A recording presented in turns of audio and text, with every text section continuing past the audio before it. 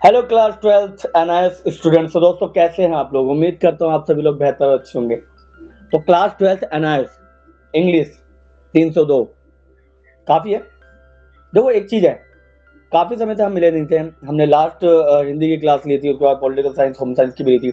But जो हिंदी वाला response आया था मैं उससे लिटरली बहुत इंप्रेस था। बट फिर पता नहीं ऐसा लगा कि लोग गायब हो गए। बट अब मुझे लगता है कि इंग्लिश के लिए तो आपको दोबारा आना ही पड़ेगा यहाँ पे, because you don't have a choice, है ना। क्योंकि एक एक चीज को मैं यहाँ पे क्लियर करने जा रहा हूँ, एक एक चीज को पढ़ाऊंगा मैं, ठीक है। चैप्टर्स नहीं कंप्लीट होगा, मैं चैप्टर्स के बारे में डिस्कस करूंगा, सब कुछ करूंगा। फिलहाल मैं लेकर आया इंपॉर्टेंट क्वेश्चन, सिर्फ लिटरेचर। इसके अलावा आप लोग बोलोगे ग्रामर सेक्शन, वो मैं करवाऊंगा। जो बोलोगे वो हम करवा देंगे। बट आपका काम है अभी आप अपने दोस्तों को मतलब शेयर करना है, इसे अपने दोस्तों के साथ डिस्कस करना है। एंड जो भी आता जा रहा है वो कमेंट बॉक्स में आइए, डिस्कस कीजिए। एक एक चीज पर हम फोकस करने के लिए यहाँ पे आए हैं, ठीक है। चलिए तो स्टार्ट करते हैं बिना किसी देरी के। तो सबसे पहला हम देखेंगे इंग्लिश 302, बस यही ठीक है। सबसे पहले हम देखेंगे टोटल लेसन, लेसन कितने आ रहे हैं, यानी कितने चैप्टर्स टोटल आ रहे हैं। तो चैप्टर नंबर 3 है हमारे सामने, एन एस्ट्रोलॉजर्स डे, ये आ रहा है। Chapter number 4 Holi, chapter number 7 after 20 years, chapter number 8 the necklace. आवाज आ रही है? ओके ओके, आवाज आ रही है, ठीक है। फिर 8 है नेकलेस, 9th है थ्री क्वेश्चन, 10th है ऑफ स्टडीज, 12th है where the mind is without fear. 13 बहुत छोटा चैप्टर है नाम से, इफ चैप्टर का नाम है सिर्फ इफ। फिर 16 से आपका वो रीडिंग विद अंडरस्टैंडिंग स्टार्ट हो जाएगा, stress before examination, Kabir and through value वर, थ्री वैल्यू वर 17 में। फिर 18 में फिर से रीडिंग विद अंडरस्टैंडिंग शुरू हो जाएगा आपको। फिर रीडिंग विद अंडरस्टैंडिंग है इंटरनेशनल फाइट्स, क्या है, फाइट अगेंस्ट ड्रग अब्यूज, ठीक है। राइटिंग लेटर्स है, ईमेल्स है, रिपोर्ट्स है, जॉब एप्लीकेशन है, ठीक है। तो ये सारी चीजें हम 2-3 दिन में कवर करेंगे। फिलहाल हम बात करने के लिए जा रहे हैं एन और एस्ट्रोलॉजर्स डे से स्टार्ट करेंगे। चैप्टर नंबर 1 है वो, वहां से स्टार्ट करेंगे। चलिए फिर से बात करते हैं। पहला क्वेश्चन था, आप जल्दी जल्दी हो जाएगा क्योंकि अब तो दोबारा की बात कर रहे हैं। तो लिखा एन एस्ट्रोलॉजर डे, इस एस्ट्रोलॉजर के अंदर आपको क्या देखने को मिलता है सुनना। पहले आपको देखने को मिलता है why did astrologer choose the market place, ठीक है। तो आपने यहाँ पे बात की कि भाई एस्ट्रोलॉजर ने मार्केट को क्यों चूज किया, तो पहला कारण तो क्या था सुनना। मार्केट इसलिए चूज किया क्योंकि वो क्राउडेड था लोगों से, ठीक है। लोगों का क्राउड भरा हुआ था वहाँ पे, और वहाँ पे बहुत सारे कस्टमर रोज आना जाना करते थे, ठीक है। और इसको यहाँ पे एक अपॉर्चुनिटी मिली कि यहाँ पे वो अर्न कर सकता है, क्या अर्न कर सकता है, मनी अर्न कर सकता है, क्योंकि वहाँ के लोग जो है, ठीक है, कहीं ना कहीं क्या है, खर्च कर सकते हैं इस चीज पे। और ऐसे नॉइजी और बिजी एटमोसफियर में उसे हेल्प मिलेगी कि वो एक मिस्टीरियस इमेज बना सकता है किसी भी व्यक्ति के बारे में, ठीक है, ठीक है, ठीक है। चीज समझ में आ गया? बताओ कमेंट में, ठीक है। चलो भाई लाइव चैट में मुझे दिखाई दे रहा है आपको कमेंट। चलो, how did astrologer attract customer, दूसरा है कस्टमर को एस्ट्रोलॉजर कैसे अट्रैक्ट करता था। तो सुनना, पहला तो है कि भाई उसने एक ब्राइट कपड़े पहन रखे थे और अपने माथे पर, ठीक है, माथे पर क्या कर रखा था, ऐश लगा रखी थी, यानी राख लगा रखी थी। और इतने इतने कॉन्फिडेंटली बात कर रहा था ना वो, और हर बार उसने जो भी शब्दों का जवाब दिया वो क्लेवर वर्ड्स के साथ दिया, यानी चालाक शब्दों में उसने सारे का सारा वो दिया, जवाब दिया। और सबसे बड़ी बात थी उसकी शार्प ऑब्जर्वेशन थी। क्या थी उसकी? शार्प ऑब्जर्वेशन थी, ठीक है। शार्प ऑब्जर्वेशन का मतलब था कि वो जो भी देख रहा था ना उसको तुरंत ऑब्जर्व कर पा रहा था। और ये बहुत बड़ी बात है जब आप सामने वाले को तुरंत ऑब्जर्व कर लेते हैं, ठीक है, ठीक है। और फिर made people believe that he could predict their future correctly, और लोगों को सबसे बड़ी बात है विश्वास दिलाता है। और विश्वास किस चीज का दिलाता है कि हाँ वो करेक्टली जो भी बताएगा वो सही बताएगा और फ्यूचर डिपिक्ट कर देगा, ठीक है। किसी को फ्यूचर बताना बहुत बड़ी बात होती है, और फ्यूचर प्रिडिक्ट करवाने में आपको भरोसा दिलाना बहुत बड़ी बात होती है। तो इसलिए भरोसा दिला देता हर एक व्यक्ति को कि यस, मैं जो भी बोल रहा हूँ वो करेक्ट बोल रहा हूँ और वही तुम्हारे काम आएगा, ठीक है। समझ में आ गया? बताओ बताओ कमेंट में, है ना। अगला आता है इसमें अपना थर्ड क्वेश्चन है वो बहुत गुरु नायक, ठीक है। तो गुरु नायक कौन है उसके बारे में बता दूं मैं आपको, सुनना। गुरु नानक वो व्यक्ति है जो ढूंढने के लिए आया था कि उस पर किसी ने हमला कब किया था, ठीक है। अब देखो किस्मत कैसे, किस्मत कैसे काम करती है, सुनना। Guru Nanak was a man searching for the person who once tried to kill him. He came to the astrologer for help. Later he was revealed that the astrologer himself had attacked Guru Nanak years ago. यानी कि वो उसी astrologer के पास आके पूछता है कि यार मुझे किसी ने मारने की कोशिश की थी, चाकू मतलब घोंपा था, यानी चाकू मारा था, मगर क्या हुआ, मेरे को मिल नहीं रहा वो व्यक्ति। ठीक है, अब बाद में एस्ट्रोलॉजर खुद बता देता कि भाई वो व्यक्ति कोई और नहीं, मैं ही हूँ। ठीक है, जिसने तुझ पे कई सालों पहले क्या किया था, अटैक किया था। ठीक है, समझ में आ गया। अब फोर्थ क्वेश्चन है, why was the astrologer afraid of Guru Nanak. ठीक है भाई, एक बार बताओ, जब तुम किसी को बता दोगे कि भाई मैंने तेरे को सालों पहले चाकू मारा था और तुम सामने देख रहे हो उसको जिंदा खड़ा है, तो क्या करोगे, डरोगे नहीं? डरोगे ना, जाहिर सी बात है। तो वही चीज है कि why was the astrologer afraid of Guru Nanak. तो गुरु नानक से क्यों डरा हुआ था वो? क्यों? क्योंकि the astrologer became afraid because he recognised Guru Nanak as the man he had stabbed during a fight in the past. ठीक है, जब उसने देखा कि एस्ट्रोलॉजर ने देखा कि क्या देखा कि वो क्या है, वो डरा इसलिए था क्योंकि उससे सामने उसको पहले तो पहचान लेगी ये गुरु नानक वही है जिसको मैंने मारा था, और उसके मारा मतलब चाकू घोंपा था, स्टैब्ड मतलब चाकू घोंपना, और फिर फाइट के दौरान जो पास्ट में फाइट हुई थी ना, उसके दौरान मैंने चाकू घोंपा था। ही thought Guru Nanak had died. उसको लगा था कि गुरु नानक जो है वो मर गया, और इसलिए वो आइडेंटिटी बदल के रह रहा था। ठीक है, हमारा जो एस्ट्रोलॉजर है वो आइडेंटिटी बदल के इसलिए रह रहा था ताकि अपना पश्चाताप कर पाए। ठीक है, मगर वही है ना, सारे के सारे कर्म जो है वो घूम के सामने आ ही जाते हैं, वही आ गया। ठीक है, अलाइव शॉक्ड एंड फ्राइटेनिंग, और एकदम से वो जब जिंदा उसको देखता है तो वो क्या हो जाता है, शॉक हो जाता है और डर जाता है। ठीक है, उसको शॉक लगा एंड डरा। ठीक है, एंड पांचवा क्वेश्चन है, what is the theme of the story. Story की थीम क्या है, तो सुनना। स्टोरी की थीम कहता है, the story highlight fat, FATE fat. ये फैट तो जो है ना वो वाला है। ठीक है, ये एक विश्वास को दिखाता है, पछतावा को दिखाता है, गिल्ट मतलब पछतावा को, और इंटेलिजेंस को, एक चालाकी को दिखाता है। इंटेलिजेंस मतलब एक होशियारी या चालाकी को दिखाता है। ठीक है, चालाकी और होशियारी को दिखाता है, यहाँ पे हमें ये देखने को मिलता है। ठीक है, उसके बाद हमें क्या देखने को मिलता है, it shows how the astrologer escaped punishment. ठीक है, तो यहाँ पे ये भी शो होता है कि किस तरीके से एस्ट्रोलॉजर ने पनिशमेंट से बच लिया, मतलब बच गया। वैसे तो अपने कर्म से कोई बच नहीं सकता, मगर यहाँ पे एस्ट्रोलॉजर हमारा बचता हुआ नजर आता है। ठीक है, समझ में आ गया। ठीक है, and started a new life, और एक नई जिंदगी जी रहा है वो। ठीक है, the story also teach that quick thinking. ठीक है, और स्टोरी ये हमें ये भी सिखाती है कि क्विक थिंकिंग जो है, ठीक है, क्विक थिंकिंग जो एकदम से अचानक से वो जो क्विक थिंकिंग लगाई ना उसने, ठीक है, वो जो क्विक थिंकिंग है ना, वो उसे सेव कर सकती है किससे, डेंजर से। किससे सेव कर सकती है, डेंजर से, यानी उस डर और उस खौफ से, उस है ना, उससे वो उसे क्या कर सकती है, क्या कर सकती है, बचा सकती है। ठीक है, ठीक है, बताओ कमेंट में, हाँ ये भी क्लियर हुआ, क्लियर हुआ। चलो, अगला चैप्टर है भोली। भोली चैप्टर के बारे में थोड़ा सा बता दूं, अब या तो है ना, भोली चैप्टर के बारे में थोड़ा सा बता दूं, उसके बाद कहानी शुरू करते हैं। भोली के बारे में कुछ ऐसा है कि ये क्लास 10th में भी है, ये सिर्फ एनआईएस में नहीं है। तो एनआईएस में तो क्लास 12th में है, और ये क्लास 10th सीबीएसई में भी है। ठीक है, तो क्लास 10th सीबीएसई वाले में अगर आप पढ़ के आए हो तो भोली को ढंग से समझते होंगे कि क्लास 10th में हमने क्या पढ़ा था, कि भोली जो है वो बचपन से ही कहीं ना कहीं बेचारी किस्मत की मारी है ना, क्योंकि जब वो पैदा हुई तब वो थोड़ी छोटी थी, तो उसको क्या हो गया, वो खाट से गिर गई, जिसके कारण उसके सिर दिमाग पर चोट लग गई, तो वो धीरे धीरे समझने लगी चीज़ों को। ठीक है, हकलाना शुरू कर दिया, है ना, हकला कर बोलती थी, क्योंकि बहुत समय तक उसने बोलना नहीं सीखा था। उसके बाद थोड़ी छोटी हुई, मतलब थोड़ी बड़ी हुई, तो फिर उसको स्मॉल पॉक्स हो गया, यानी स्मॉल पॉक्स मतलब चिकन पॉक्स वगैरह नहीं, हाँ स्मॉल पॉक्स, जैसे हम बोलते हैं माता वगैरह निकलना, वो निकले। उसके बाद क्या होता है, थोड़ी बड़ी होती है, तो अब क्या है, नंबरदार हैं कि फादर, है ना, वो बोलते हैं भाई स्कूल में एडमिशन कराते हैं। ठीक है, वैसे तो उनकी मर्जी थी नहीं, है ना, फिर भी अब बड़े अफसर बोलेंगे तो भाई करवाना पड़ेगा, तो वो क्या करते हैं, अपनी सबसे छोटी बेटी भोली का एडमिशन करा देते। क्यों? क्योंकि उसके ना तो चेहरा अच्छा था, ना वो इंटेलिजेंट थी, ना वो ढंग से बोल पा रही थी, तो उनको लगा कोई बात नहीं यार, इससे अच्छा वो पढ़ी लेगी, है ना, है ना। ठीक है, क्या बोल रहे हैं, आवाज क्लियर नहीं आ रही क्या? Let me check. ठीक आ रही है भाई, ठीक आ रही है, ठीक आ रही है, मुझे ठीक आ रही है।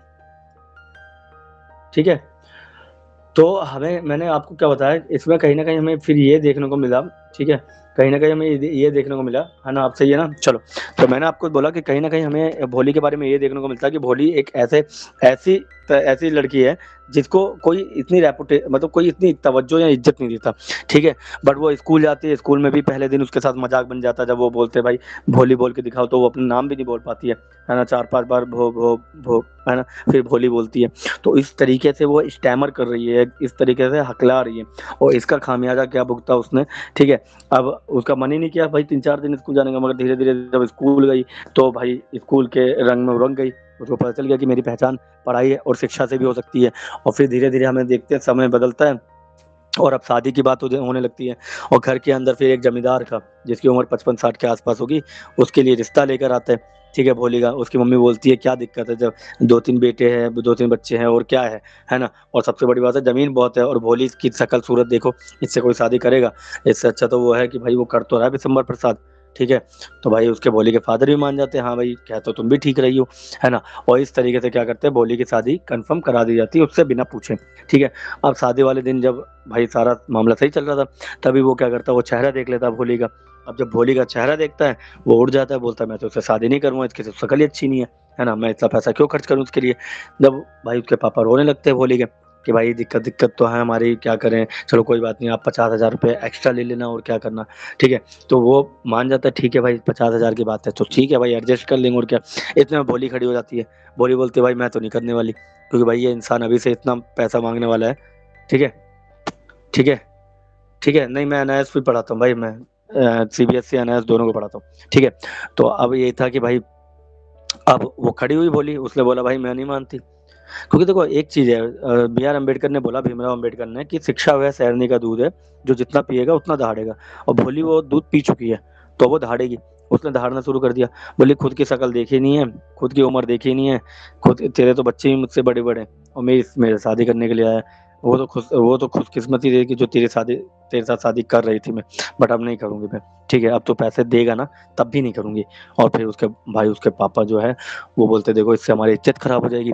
तो वो बोलते इज्जत तो पहले ही खराब हो गई, जो पगड़ी तुमने उनके चरणों पर रख दी, पैरों में रख दी, अब क्या इज्जत रहेगी तुम्हारी, है ना। तो भाई अब उसके पापा भी देख रहे हैं यार, ये लड़की कभी कुछ बोलती नहीं थी, जो उसे अपना नाम बोलने नहीं आता था, वो सोचो आज ऐसे शब्दों का यूज कर पा रही है ना। तो वो फिर रोने लगते हैं वहां पे, और दिसंबर भी अपनी बारात लेकर निकल लेता है। अब बाद में पूछा जाता है, अब सारे सारे लोग भी गुस्से में वहां से निकल गए। उनसे बाद में पूछा गया कि भाई क्या करोगे, तो बोली ने बोला मैं समाज सेवा करूंगी, मैं समाज सेवा करूंगी ताकि आने वाला जो फ्यूचर है उसके अंदर कोई व्यक्ति या कोई लड़की ऐसे ना फंसे जैसे अभी फंसी हुई है ना। तो ये कहीं ना कहीं हमें देखने को मिलता है कि भोली जो है वो एक किसकी बात करता है, एक वुमेन एम्पावरमेंट की बात करता है। वुमेन एम्पावरमेंट बोले तो, है ना, एक ऐसे समाज के बारे में बात करता है वो, जहाँ पर महिलाओं को दबाया जाता है ना। और वहां से कोई महिला ऐसे निकल के आती है तो कोई ना कोई डेवलपमेंट की बात करती है। डेवलपमेंट कहीं ना कहीं समाज महिलाओं से शुरुआत करता है, ठीक है। चलो भाई पहला क्वेश्चन है, अब भोली वाला चैप्टर समझा दिया। भोली के पहले चैप्टर से पहला क्वेश्चन सुनना। भोली का पहला क्वेश्चन है यहाँ पे, भोली वाई वॉज भोली नेग्लेक्टेड इन हर चाइल्डहुड, यानी बचपन में भोली को नजरअंदाज क्यों किया गया, क्यों किया गया, क्यों किया गया। अभी मैंने बताया था बचपन में नजरअंदाज इसलिए किया किया क्योंकि भोली जो थी, because she had small box mark on her face and spoke with difficulty, ठीक है। इसलिए कहा गया क्योंकि उसके चेहरे पर चेचक के दाने थे, और प्लस में उसको वो बहुत बहुत ज्यादा क्या थी, डिफिकल्टी फेस करती थी जब बोलती थी, ठीक है। हर पेरेंट्स थॉट सी वॉज डल, है ना, उसके पेरेंट्स सोचते थे ये बहुत डल है ना, और अनअट्रैक्टिव है, कोई इससे बात भी क्यों करेगा भाई, जाहिर सी बात है। Therefore no one paid much attention to her in a childhood, और इसीलिए कोई भी बचपन में मतलब कोई भी उसके साथ क्या नहीं करता था, उस पर रिएक्ट नहीं करता था, ठीक है ना भाई, जो है वो चलते रहो। हाँ है, ठीक है, stammering problem and small pox, ठीक है, ये दोनों चीज थी। मगर तुम इस तरीके से लिखिएगा, जो ये मैंने बनाई है ना पीडीएफ, ये बहुत इजी वे में है, तो इसको याद कर लेना इजी वे में, और ज्यादा है भी नहीं, 40 से 50 वर्ड, और इतना ही पेपर में लिखना होता है, जितना ये दे रखा है ना इतना ही पेपर में लिखना पड़ता है। अगला है, how did school change Bholi's life, Bholi की लाइफ को स्कूल ने कैसे चेंज किया। तो school changed Bholi's life completely, her teacher encourage her, last में उसके टीचर ने उसका साथ दिया, बिल्कुल भोली मैं तुम्हारे साथ हूँ। लव एंड पेशेंस, उन्होंने सिखाया कि प्यार और विनम्रता से पेशेंस के साथ, धैर्य के साथ कोई भी व्यक्ति बढ़ सकता है, कोई भी बच्चा अपने आप में इम्प्रूवमेंट ला सकता है अगर उसे प्यार और पेशेंट के साथ पढ़ाया जाए, पेशेंस के साथ। ठीक है, सी लर्न टू स्पीक कॉन्फिडेंटली, और उसने कोशिश की, उसने लर्न किया, उसने क्या किया, उसने पढ़ा, लर्न मतलब सीखा उसने कि किस तरीके से बात करनी चाहिए लोगों से, और वो भी कॉन्फिडेंसली बात करनी चाहिए।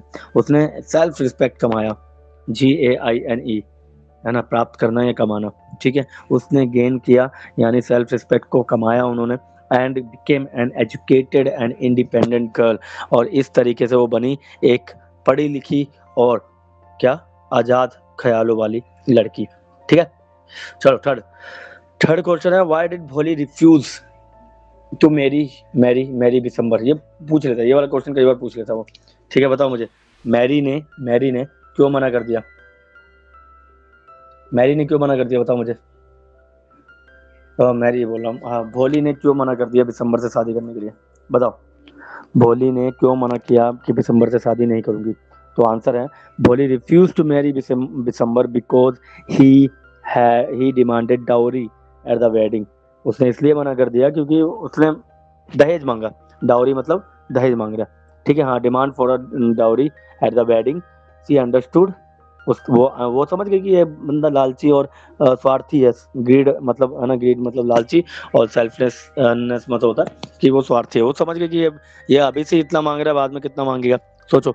सी ब्रेवली रिजेक्टेड, और बहादुरी के साथ उससे रिजेक्ट किया कि मैं उससे शादी नहीं करूंगी, और सेल्फ रिस्पेक्ट मेरी इतनी है जो मैं समाज के प्रेशर में आके तो अपने आप को बेवकूफ नहीं बनूंगी। ठीक है, समझ में आ गया।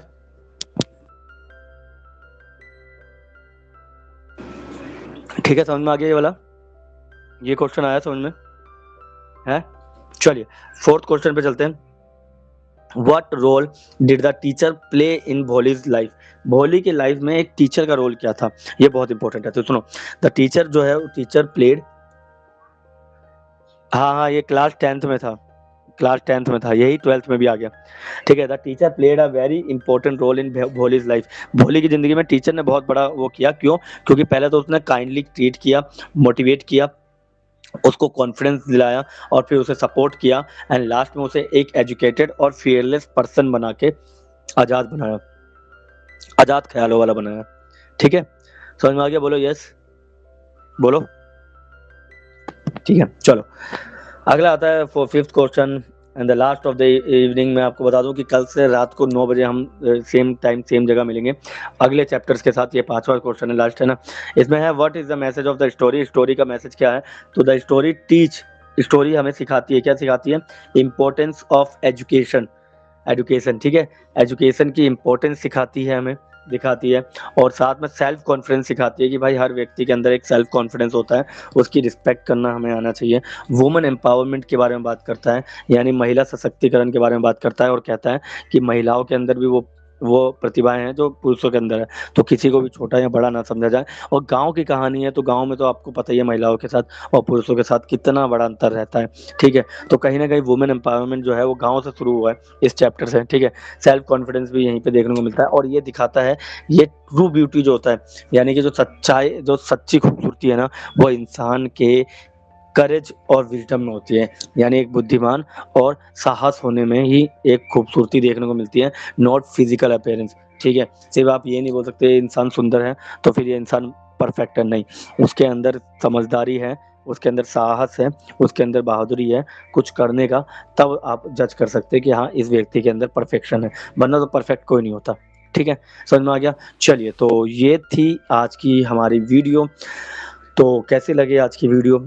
कल रात को 9 बजे हम दोबारा मिलेंगे अगले नए चैप्टर्स के लिए। बाद में जो भी वीडियो देख रहे हैं इस वाली को, ठीक है, वो लोग वीडियो को लाइक करें, चैनल को सब्सक्राइब करें, बेल आइकन दबाना बिल्कुल ना भूलें, और साथ में टेलीग्राम ग्रुप को ज्वाइन कीजिए ताकि आपको जितनी भी PDF हो सके वो वहाँ पे प्रोवाइड हो जाए। ठीक है, समझ में आ गया। चलिए, तो आज के लिए बस इतना ही, मिलते हैं किसी और वीडियो में, तब तक के लिए थैंक यू, धन्यवाद। कोई भी सवाल, कोई भी क्वेश्चन हो, 2 मिनट का समय है, आप यहाँ पे डाउट सॉल्व कर सकते हैं। ठीक है, करिए, 2 मिनट का समय है।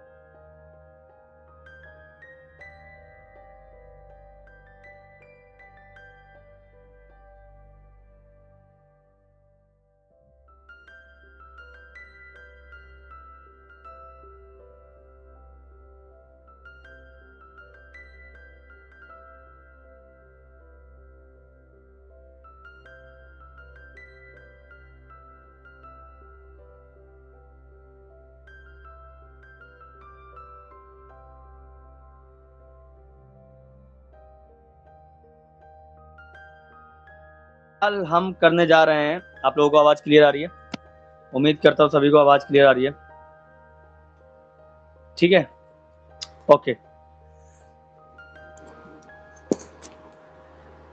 तो कल की क्लास में हम लोगों ने भोली तक के चैप्टर को समझ लिया था। आज सभी लोग पहले कनेक्ट हो जाओ और उसके बाद जानेंगे। एक मिनट रुको।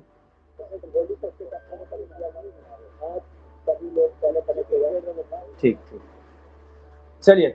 तो लास्ट टाइम हमने भोली वाले चैप्टर को कर लिया था एंड उसके आगे का कंटिन्यू करेंगे। ठीक है, ठीक है। आफ्टर 20 ईयर, आज हम करेंगे आफ्टर 20 ईयर। अगर आप में से कोई ऐसा हो जो अभी तक ज्वाइन नहीं किया, पहले ज्वाइन कर लो। ठीक है, आफ्टर 20 ईयर। ठीक है, इससे पहले हमने कल पढ़ा था एक एस्ट्रोलॉजर वाला चैप्टर, जिसके अंदर हमने जाना था कि किस तरीके से एस्ट्रोलॉजर के साथ गुरु नानक की एक एनकाउंटर होता है, जिसमें गुरु नानक अपना पूछने के लिए आता है कि मुझे किसने मारा था, एंड किस्मत इतनी अच्छी निकलती है कि खुद खुद जो हमारा एस्ट्रोलॉजर था वो एक्सेप्ट कर लेता है कि यस, मेरे साथ, ठीक है, मेरे साथ ही तुम्हारा एनकाउंटर हुआ था, यानी मैंने ही चाकू मारा था, गैप है ना, मैंने उसके अंदर एक वर्ड का यूज किया था, स्टैब्ड। ठीक है, चाकू को अपना। ठीक है, तो कल की क्लास में हमने ये देखा था। उसके बाद मैंने भोली वाले चैप्टर में बताया था कि किस तरीके से भोली एक मिडिल क्लास से आती थी, उसके अंदर उसने शिक्षा को अपना वेपन बनाया, समाज के अंदर एक पहचान बनाई। हमने कल इसके ऊपर डिस्कस किया था। ठीक है, चलिए। तो नेक्स्ट करते हैं आज की शुरुआत। ठीक है, ओके। तो सभी आ चुके हैं, तो वीडियो को लाइक करें, चैनल को सब्सक्राइब करें, पूरी वीडियो देखें अब जो हम करने जा रहे हैं। तो थर्ड चैप्टर आता है आफ्टर 20 ईयर में। तो पहला है इसके अंदर question, why did Bob come to the old restaurant. कह रहा है कि जो बॉब है वो पुराने रेस्टोरेंट में क्यों आया। ठीक है, ठीक है, बॉब जो है वो पुराने रेस्टोरेंट में क्यों आया, ये सवाल है।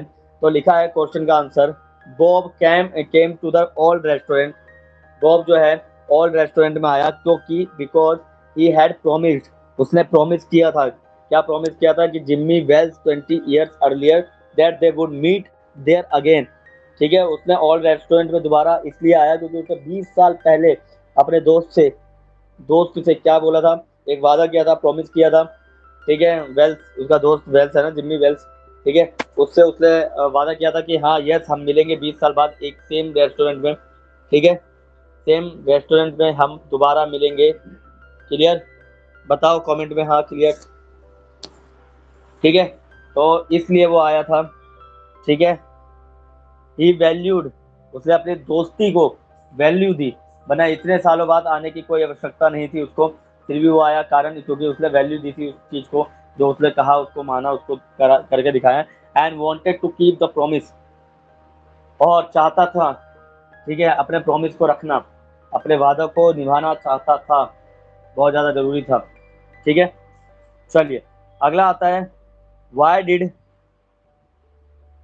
ठीक है, अगला है why did Jimmy not arrest Bob himself. Jimmy क्यों अरेस्ट नहीं करना चाहता था बॉब को?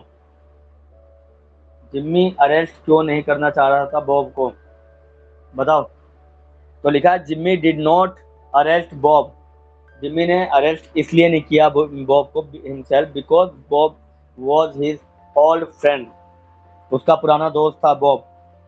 वो इमोशनल हो गया, वीक, इमोशनल होने के बाद वीक फील करता है वो, वीक मतलब कमजोर, and unable to arrest him personally, so he sent another officer. है ना, इससे हमें कहानी का क्या पता चलता है? कहानी में एक दो दोस्त हैं, बचपन से साथ रहे थे, बचपन के बाद फिर वो कोई कहानी बदली होगी, एक वहाँ पे पुलिस बन जाता है, दूसरा वहाँ पर, ठीक है, चोर बन जाता है, या फिर क्रिमिनल, या कुछ भी कह सकते हो। ठीक है, फिर वो उससे मिलने के लिए आता है, बॉब खुद नहीं चाहता ये करना। ठीक है, बॉब नहीं चाहता था, ठीक है, मतलब बॉब को अरेस्ट नहीं करना चाहता था जिम्मी, क्योंकि जिम्मी पुराना दोस्त था, और वो इमोशनल हो गया, कमजोर हो गया, और अरेस्ट नहीं कर पाया उसे पर्सनली, क्योंकि क्या था, क्योंकि दोस्त था तो जाहिर सी बात है वो मिलने भी उसी से आया था। ठीक है, तो ही सेंट अनदर ऑफिसर, तो उसने एक दूसरे ऑफिसर को भेजा। उसने दूसरे ऑफिसर को भेजा। क्लियर? ठीक है, मतलब कमेंट में ये वाला क्लियर हो गया। चलिए ठीक है, फिर से बताऊं, जिम्मी ने अरेस्ट इसलिए नहीं किया क्योंकि बॉब जो है उसका बहुत अच्छा दोस्त था, वो इमोशनली अटैच था, वो नहीं चाहता था कि बॉब को परेशानी हो मेरी वजह से। तो उसने एक किसी दूसरे ऑफिसर को भेजा और बताया कि यही वो है क्रिमिनल, इसको पकड़ना है, खुद नहीं पकड़ पाया। ठीक है, ठीक है, ठीक है, कमेंट बताओ हाँ। चलिए थर्ड क्वेश्चन पे चलते हैं। What kind of person was Bob? Bob इनमें से किस तरह का पर्सन था, मतलब किस तरह का व्यक्ति था बॉब? लिखा है बॉब वॉज एम्बिशियस। बॉब जो है वो एम्बिशियस था, महत्वाकांक्षी बोलते हैं। कॉन्फिडेंस फील करता था, एक कॉन्फिडेंस बोले तो एक बहुत होशियार कह सकते हो, अपने आप पे भरोसा रखने वाला इंसान। एडवेंचरस था, यानी ये इधर उधर जाना आना सबका सब था उसके हाथ में। ठीक है, एडवेंचरस था। ठीक है, क्लियर? ठीक है, चलिए ये आना। और he west went west to earn wealth and success. वो पश्चिम की ओर, यानी उस जगह पे इसलिए गया क्योंकि वो वहां पर बहुत ज्यादा धन कमाना चाह रहा था और सक्सेस। ठीक है, however he became involved in crime and was later wanted by police। ठीक है, ज्यादा भूख पैसों की उसने इस तरीके से उसे फंसाया कि ज्यादा भूख के कारण वो क्रिमिनल क्राइम की दुनिया में चला गया, क्रिमिनल बना। एंड उसके बाद पुलिस वालों ने उसे बाद में पकड़ लिया। ठीक है, ठीक है, कमेंट बताओ हाँ, ये वाला थर्ड क्वेश्चन भी समझ में आ गया। ठीक है, ओके। तो मैंने आपको फिर से बताऊं, मैंने बोला what kind of person was Bob. Bob इनमें से बॉब किस तरह का व्यक्ति था? तो बॉब जो था वो महत्वाकांक्षी था। महत्वाकांक्षी मतलब बहुत कुछ पाने वाला, चाहने वाला। कॉन्फिडेंस था, अपने काम को लेकर हमेशा कॉन्फिडेंस रहा है। एडवेंचरस रहा है कि भाई उसे हमेशा खतरा मोल लेने की आदत रही है। इसके अलावा वो गया वेस्ट की तरफ क्योंकि उसे पैसा ज़्यादा से ज़्यादा कमाना था। ठीक है, सक्सेस कमानी थी, और वेल्थ और सक्सेस के चक्कर में उस व्यक्ति ने क्या किया, उसने उसने उसने क्राइम की दुनिया पर अपना कदम रखा और क्राइम क्राइम की दुनिया में इन्वॉल्व हो गया। ठीक है, और फिर पुलिस के हाथ पे चढ़ गया। ये बात भी हमने देखी। ठीक है, ठीक है, क्लियर? चलिए थर्ड क्वेश्चन हो गया, अब फोर्थ पे चलते हैं। What was the twist in the story? Story में किस तरह का ट्विस्ट था, पूछ रहा क्वेश्चन। स्टोरी में किस तरह का ट्विस्ट था? तो लिखा है the twist was that the policeman who first talk the to Bob was actually Jimmy Wales. ठीक है, कहानी में ट्विस्ट ये था कि जब पहली बार जब बात करता है, ठीक है, बॉब जिस पुलिस वाले से, इत्तेफाकन वो निकलता है उसका पुराना दोस्त जिम्मी वेल्स। ठीक है, he recognised Bob as a criminal but left quietly and sent another officer to arrest him. Jimmy Wells ने तो पहचान लिया था कि ये मेरा दोस्त है। ठीक है, उसने पहचान लिया था ये मेरा दोस्त है। ठीक है, ठीक है, ये उसका पहचान लिया था। और वो ये भी पहचान गया था कि बॉब से बड़ा क्रिमिनल कोई नहीं है। ठीक है, मगर वो शांति से उसको वहां छोड़ के चला गया ताकि ताकि क्या ना हो पाए। ठीक है, ठीक है, ताकि उसे कोई और अरेस्ट कर ले, ना कि मैं अरेस्ट करूं। ठीक है, कोई और अरेस्ट कर ले, ना कि मैं अरेस्ट करूं। ठीक है, चलिए फोर्थ क्वेश्चन भी हो गया, फिफ्थ पे चलते हैं। Fifth, what is the theme of the story? जाहिर सी बात है मैं इतनी देर से फ्रेंडशिप के ऊपर बात कर रहा हूँ। अभी इतनी देर से मैं किसके बारे में बात कर रहा हूँ? फ्रेंडशिप। तो जाहिर सी बात है क्या पूछेगा वो, फ्रेंडशिप के बारे में पूछेगा। इस ये स्टोरी डील करती है किसके साथ? फ्रेंडशिप के साथ। ठीक है, ये स्टोरी डील करती है फ्रेंडशिप के साथ। ठीक है, ये स्टोरी डील करती है फ्रेंडशिप के साथ, अपनी ड्यूटी के साथ और लॉयल्टी के साथ। ईमानदारी, वफादारी और दोस्ताना, तीनों को बैलेंस लेकर ये कहानी चलती है। ये दिखाता है कि ड्यूटी है ना और law greater than personal friendship. ये दिखाता है कि आपका कर्तव्य, आपका काम, आपकी ड्यूटी जो है वो बड़ी चीज है किससे? आपकी दोस्ती, आपके रिश्तों से। ठीक है, समझ में आ गया? बोलो yes. Okay, so next question, the necklace. चलिए नेकलेस के बारे में बात करें, चैप्टर नंबर 4। 10th क्लास में पढ़ के आए हो तुम लोग, क्लास 10th में पढ़ के आए हो ये। ठीक है, क्लास 10th में पढ़ के आए हो, थोड़ा सा याद दिलाऊं मैं, है? चलिए थोड़ा सा याद दिलाते हैं। इसके अंदर दो दो कैरेक्टर आपको देखने को मिलता है। एक तो मटिल्डा है ना, एक तो आपको मटिल्डा के बारे में जानने को मिलता है।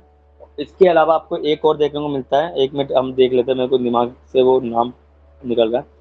ठीक है, जिनका वो नेकलेस लेकर आई थी, लॉयजल, हाँ लॉयजल ही दिमाग में आ रहा था। ठीक है, ओके ओके, तो हमें पता चल गया। ठीक है, चलो ठीक है। इसके अंदर हमें क्या देखने को मिला था, इस कहानी को ध्यान से सुनना, आपको कुछ याद आएगा। चैप्टर नंबर 4 के अंदर नेकलेस में हमने देखा था कि इसके अंदर एक एक ऐसी स्त्री है, एक ऐसी वुमेन है जिसको क्या है, जिसको गरीबी से बहुत ज्यादा टेंशन है कि यार मैं गरीब हूँ, और उसके कारण वो अपने पति से हमेशा नाराज रहती है। ठीक है, हमें देखने को मिलता है कि इनके जो हस्बैंड है, ठीक है, मटिल्डा के, वो क्या है, वो एक अच्छे व्यक्ति हैं, वो कोशिश करते हैं हमेशा अपनी वाइफ को खुश रखने की। इसलिए वो कोशिश करते हैं कि 1-1 रुपये उनको पे कर दें। ठीक है, मगर फिर भी उनकी जो भूख है रिच बनने की, रिच दिखाने की अपने आप को, वो कम नहीं होती है, और उसके कारण वो कहीं ना कहीं अपने आप को फंसा लेती है। ठीक है, हमें याद है कि उनके जो हस्बैंड है, उनके बॉस की तरफ से उनको क्या मिलता है, उनके बॉस की तरफ से उनको मिलता है एक, हाँ, तो एक ऑफर मिलता है, इनविटेशन मिलता है। उस इनविटेशन में जाने के लिए वो कहती हैं, ठीक है, वो कहते हैं, मगर ये बोलती हैं कि मेरे पास कुछ है नहीं पहनने के लिए, मैं क्या करूँ। ठीक है, उसके लिए वो बोलते हैं ठीक है मैं तुमको एक ड्रेस दिलवा देता हूँ। वो एक ड्रेस दिलवाते हैं, मगर ड्रेस दिलवाने के बाद भी वो सेटिस्फाई नहीं होती। कारण क्योंकि वो कहती है कि मेरे पास तो पहनने के लिए गले में कुछ है ही नहीं, है ना, गले में पहनने के लिए कुछ है ही नहीं। तो उसको दिखाने के लिए उन्होंने बोला ठीक है भाई कोई बात नहीं, ऐसा करो तुम, तुम्हारी एक दोस्त है, ठीक है, लोइजल, मिसेस लोइजल, लोइजल से बात करो, उनके पास कई सारे नेकलेस हैं, तो एक नेकलेस आपको एक नाइट के लिए दे देगी, ताकि तुम उसमें सुंदर भी दिखोगी, क्योंकि उनके पास काफ़ी बेहतरीन बेहतरीन है। वो उनकी बात मान जाती है, और इसको, इस प्रस्ताव को लेकर वो अपने दोस्त के पास जाती है। दोस्त अच्छी होती है, दोस्त बोलते कोई बात नहीं, आप ले जाओ, कोई सा भी ले जाओ, और उन्हें सबसे महंगा और सबसे सुंदर ही पसंद आता है। उसके बाद हम देखते हैं कि नाइट में खो जाता है वो। फिर सुबह वो कंप्लेंट लिखवाते हैं, मगर अपने दोस्त को बोल देते मैं 1 हफ्ते के अंदर वापस कर दूंगी। मगर 1 हफ्ते में वापस कहाँ से करेगी जब पैसे ही नहीं है, और उसकी कीमत इतनी थी कि वो घर भी बेच देती है, उधार भी ले लेती है। तब भी उनका वो, हमें देखने को मिलता है कि तब भी वो निपटता नहीं है ना। उससे उसकी पूरी क्या होती है, जिंदगी खराब हो जाती है। 10-15 साल उसको उस कर्जे में बिताना पड़ता है, जो उधार लेकर उन्होंने मिसेज लोयजल को वो दिया था ना, हार, है ना। ठीक है, तो ये हमने इसके अंदर देखा।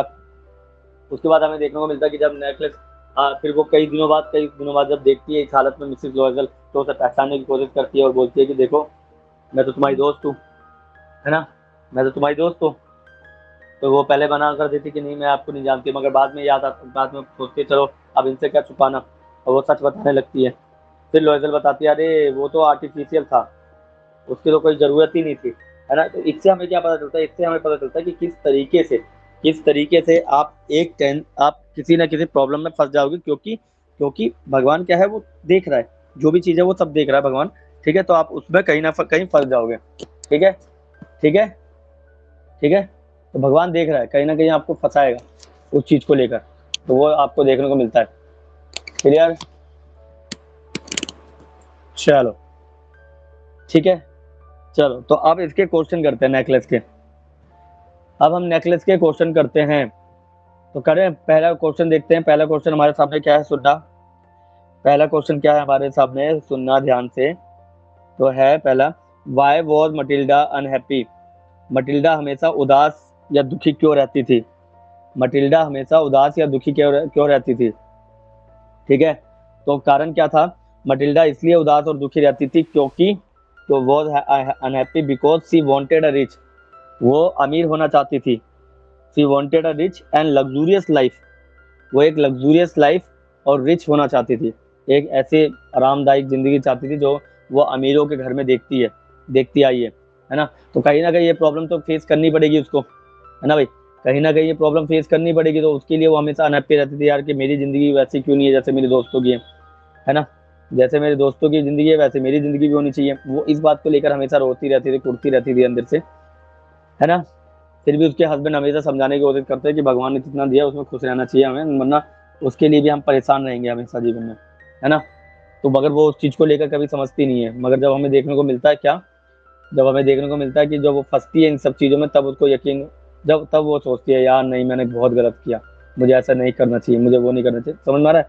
तो पूरी कहानी किस चीज को दिखाती है? पूरी कहानी दिखाती है आपके लालच के चक्कर में आप कभी ना कभी इतने बुरे फंसोगे कि आपको बाद में दिक्कतें होंगी। ठीक है, तो ये एक कहानी दिखाती है लालचीपन को। She was dissatisfied with her simple home and her husband modest income, और वो डिससेटिस्फाइड है, यानी कि अपनी जो उनके जो वो है ना हस्बैंड है, उनसे डिससेटिस्फाई है, मतलब उनके काम, पहली बात तो अपनी उस सिचुएशन को एक्सेप्ट नहीं करना चाहती, वो चाहती है कि इस सिचुएशन से बाहर निकल पाए। ठीक है, और दूसरी जो दिक्कत है, वो अपने घर को नहीं पसंद करती, क्योंकि वो छोटा घर है और वो उसके सपने जो है वो बड़े घर वाले, है ना? तो ये दिक्कतें आ रही हैं। ठीक है, ठीक है, और उनके हस्बैंड की जो इनकम है वो भी बहुत कम है, तो कहीं ना कहीं ये भी देखने को मिलता है। ठीक है, बताओ कमेंट में यस, कमेंट बताओ हाँ यस क्लियर, जो भी देख रहे हो कमेंट में बताओ यस क्लियर। ठीक है, तो पहला तो ये है कि मटिल्डा अनहैप्पी क्यों है, क्योंकि वो अपनी सिचुएशन को पसंद नहीं करती है, वो चाहती है इस सिचुएशन से बाहर आना, वो एक लग्जूरियस लाइफ जीना चाहती है, वो डिससेटिस्फाई है अपने छोटे घर से और अपने पति की छोटी इनकम से। ठीक है, ठीक है, ठीक है, चलिए बहुत बढ़िया। ये तो ठीक है, अब दूसरा क्वेश्चन इसी चैप्टर का देखते हैं। दूसरा है why did Matilda borrow the necklace. ठीक है, मटिल्डा ने नेकलेस को उधार में क्यों लिया? क्यों लिया भाई बताओ? मटिल्डा ने बोरो क्यों किया? बोरो मतलब उधार लेना, क्यों उधार लिया नेकलेस को? अभी हमने कहानी पढ़ी थी, इसके बारे में मैंने आपको बताया था। क्या कहा था उसने? उसने कहा था मटिल्डा बोरो, मटिल्डा ने बोरो किया क्यों? क्योंकि नेकलेस जो है वो मैडम फ्रॉस्टियर से लिया था। लोएजल तो शायद हस्बैंड है उनके। ठीक है, लोएजल, हमें वो लग भी रहा था, लोएजल हस्बैंड है, फ्रॉस्टियर है, फ्रॉस्टियर। ठीक है, फ्रॉस्टियर मिसेज मैडम फ्रॉस्टियर से लिया, क्योंकि वो बहुत ब्यूटीफुल है, रिच है ना। पार्टी में जाना चाह रही थी मिनिस्टर की, किसी मिनिस्टर की पार्टी में वो जाना चाह रही थी, और वहां पर वो बिना उसके जाना बिल्कुल भी अच्छा, बिल्कुल भी सही फील नहीं कर रही थी। उनका मानना था कि उनके पास कुछ तो होना चाहिए, है ना। ठीक है, ठीक है, मटिल्डा ने क्यों उधार लिया? बोरो द नेकलेस, नेकलेस को बोरो इसलिए किया क्योंकि मैडम फ्रोस्टियर जो है वो look beautiful and rich at the ministers party, है ना। वो मिनिस्टर की पार्टी में बहुत रिच और ब्यूटीफुल लग रही थी मैडम फ्रोस्टियर। ठीक है, शी वांटेड टू इम्प्रेस, और वो इम्प्रेस करना चाहती थी वहां पे हर एक व्यक्ति को, एवरीवन देयर, हर एक इंसान को वो क्या करना चाह रही थी? इम्प्रेस करना चाह रही थी। ठीक है, वो इम्प्रेस करना चाह रही थी हर एक व्यक्ति को, हर एक इंसान को। क्लियर, बताओ कमेंट में। ठीक है, चलिए बहुत बढ़िया, बहुत बढ़िया। ठीक है, तो ये वाला क्वेश्चन कई बार पूछा गया है कि मटिल्डा ने बोरो क्यों किया नेकलेस को। ठीक है, ओके, सो थर्ड क्वेश्चन पे चलते हैं हम लोग। ठीक है, third, what happened to the necklace, necklace के साथ क्या हुआ? क्या हुआ नेकलेस के साथ, कोई बताएगा मुझे? कोई बताएगा नेकलेस के साथ क्या हुआ? नेकलेस के साथ क्या हुआ, कोई बताएगा मुझे? है, चलिए नेकलेस के साथ क्या हुआ इसके बारे में बात करते हैं, we are going to discuss. ठीक है, नेकलेस के साथ क्या हुआ? आफ्टर द पार्टी, पार्टी में जाने के बाद मटिल्डा ने डिस्कवर किया, क्या डिस्कवर किया? को देखा कि नेकलेस उसका चोरी हो चुका था, वॉज लॉस्ट। ठीक है, डिस्कवर यानी उसे देखा कि उसका, पहले तो खोजने की बहुत ज्यादा कोशिश की, और जब नहीं खोज पाया तो उसको पता चला कि कहीं ना कहीं वो क्या हो गया, दिक्कत में है, क्योंकि नेकलेस चोरी ऑलरेडी हो चुका है। ठीक है, ऑलरेडी चोरी हो चुका है नेकलेस। ठीक है, नेकलेस ऑलरेडी चोरी हो चुका है। She and her husband search for it but fail to find, उसके वहाँ ना उसने और उसके हस्बैंड ने बहुत कोशिश की कि इसको क्या किया जाए, ढूंढा जाए, मगर भाई जब जो चीज़ खो गई है वो दोबारा तो ना मिलेगी, तो उससे कहीं ना कहीं प्रॉब्लम क्रिएट होती है, देखने को मिलता है उन्हें। ठीक है, प्रॉब्लम फेस करने को उसे मिलता है। ठीक है, क्लियर, ठीक है, क्लियर बोलो यस। ठीक है, थर्ड हो गया क्लियर, चलिए बहुत बढ़िया। फिर से बता दूं मैं एक बार, दोबारा से याद रखना। मैंने कहा है क्या हुआ उसके नेकलेस के साथ। ठीक है, उसके नेकलेस के साथ क्या हुआ, तो बताओ। उसके नेकलेस के साथ ये हुआ कि जब वो पार्टी में गई थी तो वहां पे उसने ढूंढने की कोशिश की, वहां पे उसकी वो नेकलेस गिर चुकी थी या खो गई थी, और उसके हस्बैंड और वाइफ ने दोनों बहुत कोशिश की मगर वो नहीं मिला। ठीक है, चलिए फोर्थ क्वेश्चन पे चलते हैं। ये वाला क्वेश्चन भी इंपॉर्टेंट है, कई बार पूछा गया है।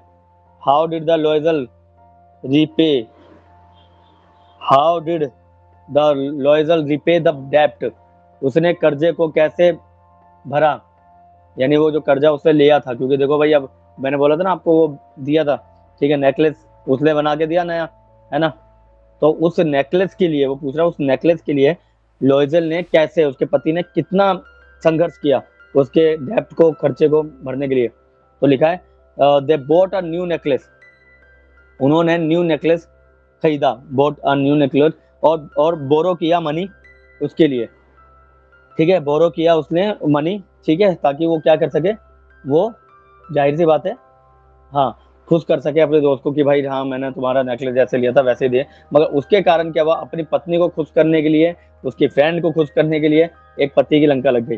ठीक है, हमें यहाँ देखने को मिलता है, उस बेचारे को तो गलती भी नहीं थी, क्योंकि अरमान सारे उसकी वाइफ के थे, है ना, और फिर उसको और उसकी वाइफ को दोनों को संघर्ष करना पड़ता है। वाइफ को तो चलो समझ में आता है, वो अमीर बनने के लिए ऐसा कर रही है, मगर पति साथ में फंस गया उसके। ठीक है, they worked hard for 10 years, उन्होंने 10 सालों तक, ठीक है, हार्ड वर्क किया, मेहनत का काम किया।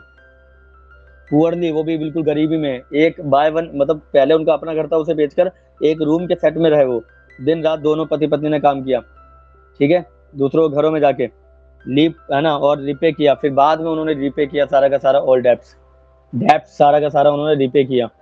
ठीक है, जो भी कर्जा था वो सारा का सारा उन्होंने क्या किया, वो चुकाया। ठीक है, सारा कर्जा उन्होंने चुकाया। क्लियर, चलिए फिफ्थ क्वेश्चन है, what is the irony of the story, story की आयरनी भी कई बार पूछ लेते हैं, तो समझना क्या होता है आयरनी, मतलब आयरनी मतलब होता है कि क्या कंफ्यूज कर रहा है वो उस चीज को। ठीक है, आयरनी, ठीक है, the irony is that the original necklace was fake, irony मतलब एक बेवकूफीपन को बोल सकते हो, आयरनी मुझे यही लगता है, बेवकूफीपन। ठीक है, वैसे आप ये सोचिए कि नेकलेस फेक था, मगर फिर भी मटिल्डा ने 10 साल तक संघर्ष किया, सफर किया उस पॉवर्टी को, ठीक है, उस गरीबी को फेस किया, जो है ना, ठीक है, गरीबी को फेस किया, जो उसे रिप्लेस कर सकता था बेहतर जिंदगी के लिए। ठीक है, एक बेहतर जिंदगी छोड़कर एक गरीबी की जिंदगी में वो आई 10 साल तक।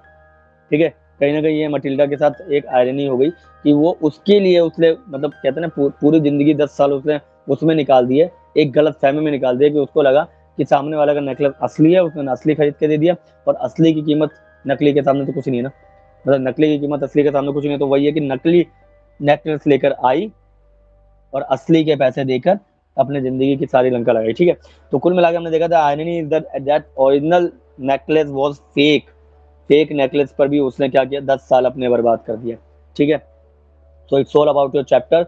कल मिलेंगे रात को 9 बजे दोबारा एक और नए चैप्टर के साथ, तो कल मिलेंगे हम 3 question and the of studies करेंगे अभी बहुत सा। ठीक है, कल ये वाला खत्म हो जाएगा, परसों से हम क्या करेंगे, परसों से हम ग्रामर करेंगे और प्लस में करेंगे जो भी राइटिंग सेक्शन होगा वो सब। ठीक है, समझ में आ गया। कल भी रात को 9 बजे मिलेंगे, शाम को 5 बजे एसएसटी की क्लास आती है, क्लास 10th वालों की, तो उसके लिए सीरियस रहना आप लोग। ठीक है, तो आज के लिए बस इतना ही। अगर बाद में कोई और आके देख रहा है वीडियो, तो वीडियो को लाइक करें, चैनल को सब्सक्राइब, बेल आइकन दबाना बिल्कुल ना भूले। ये पीडीएफ चाहिए तो टेलीग्राम ग्रुप में आपको लिंक मिल जाएगा, टेलीग्राम ग्रुप का कमेंट बॉक्स में। ठीक है, चलिए आज के लिए बस इतना ही, मिलता है किसी और वीडियो में। Thank you. Class 12th analysis students, तो दोस्तों कैसे आप लोग, उम्मीद करता हूँ आप सभी लोग बेहतर और अच्छे होंगे। ठीक है, तो इससे पहले मैंने आप लोगों को लगभग बहुत सारी वीडियोस कराई थी, ठीक है, इंग्लिश की। अब आपका काम सिर्फ इतना रह गया कि आप लोगों को बस अपना टाइम देना है एक प्रॉपर, और जितनी भी वीडियोस मैंने इंग्लिश की डाल दी है उस पर फोकस करें और अपने उस पर काम करें। ठीक है, जो भी आपका एग्जाम अब सर पे है ना, तो उस पर काम करना पड़ेगा, एंड वो रिस्पॉन्सिबिलिटी आपकी खुद की है, कोई और नहीं करवाएगा। जाहिर सी बात है, जब वीडियो डालने का काम था तो मैंने डाल दिया, और अब आपके पास सिर्फ 1-2 दिन रह गए, अब जो बचे गए हैं, सिर्फ कल का संडे का दिन है।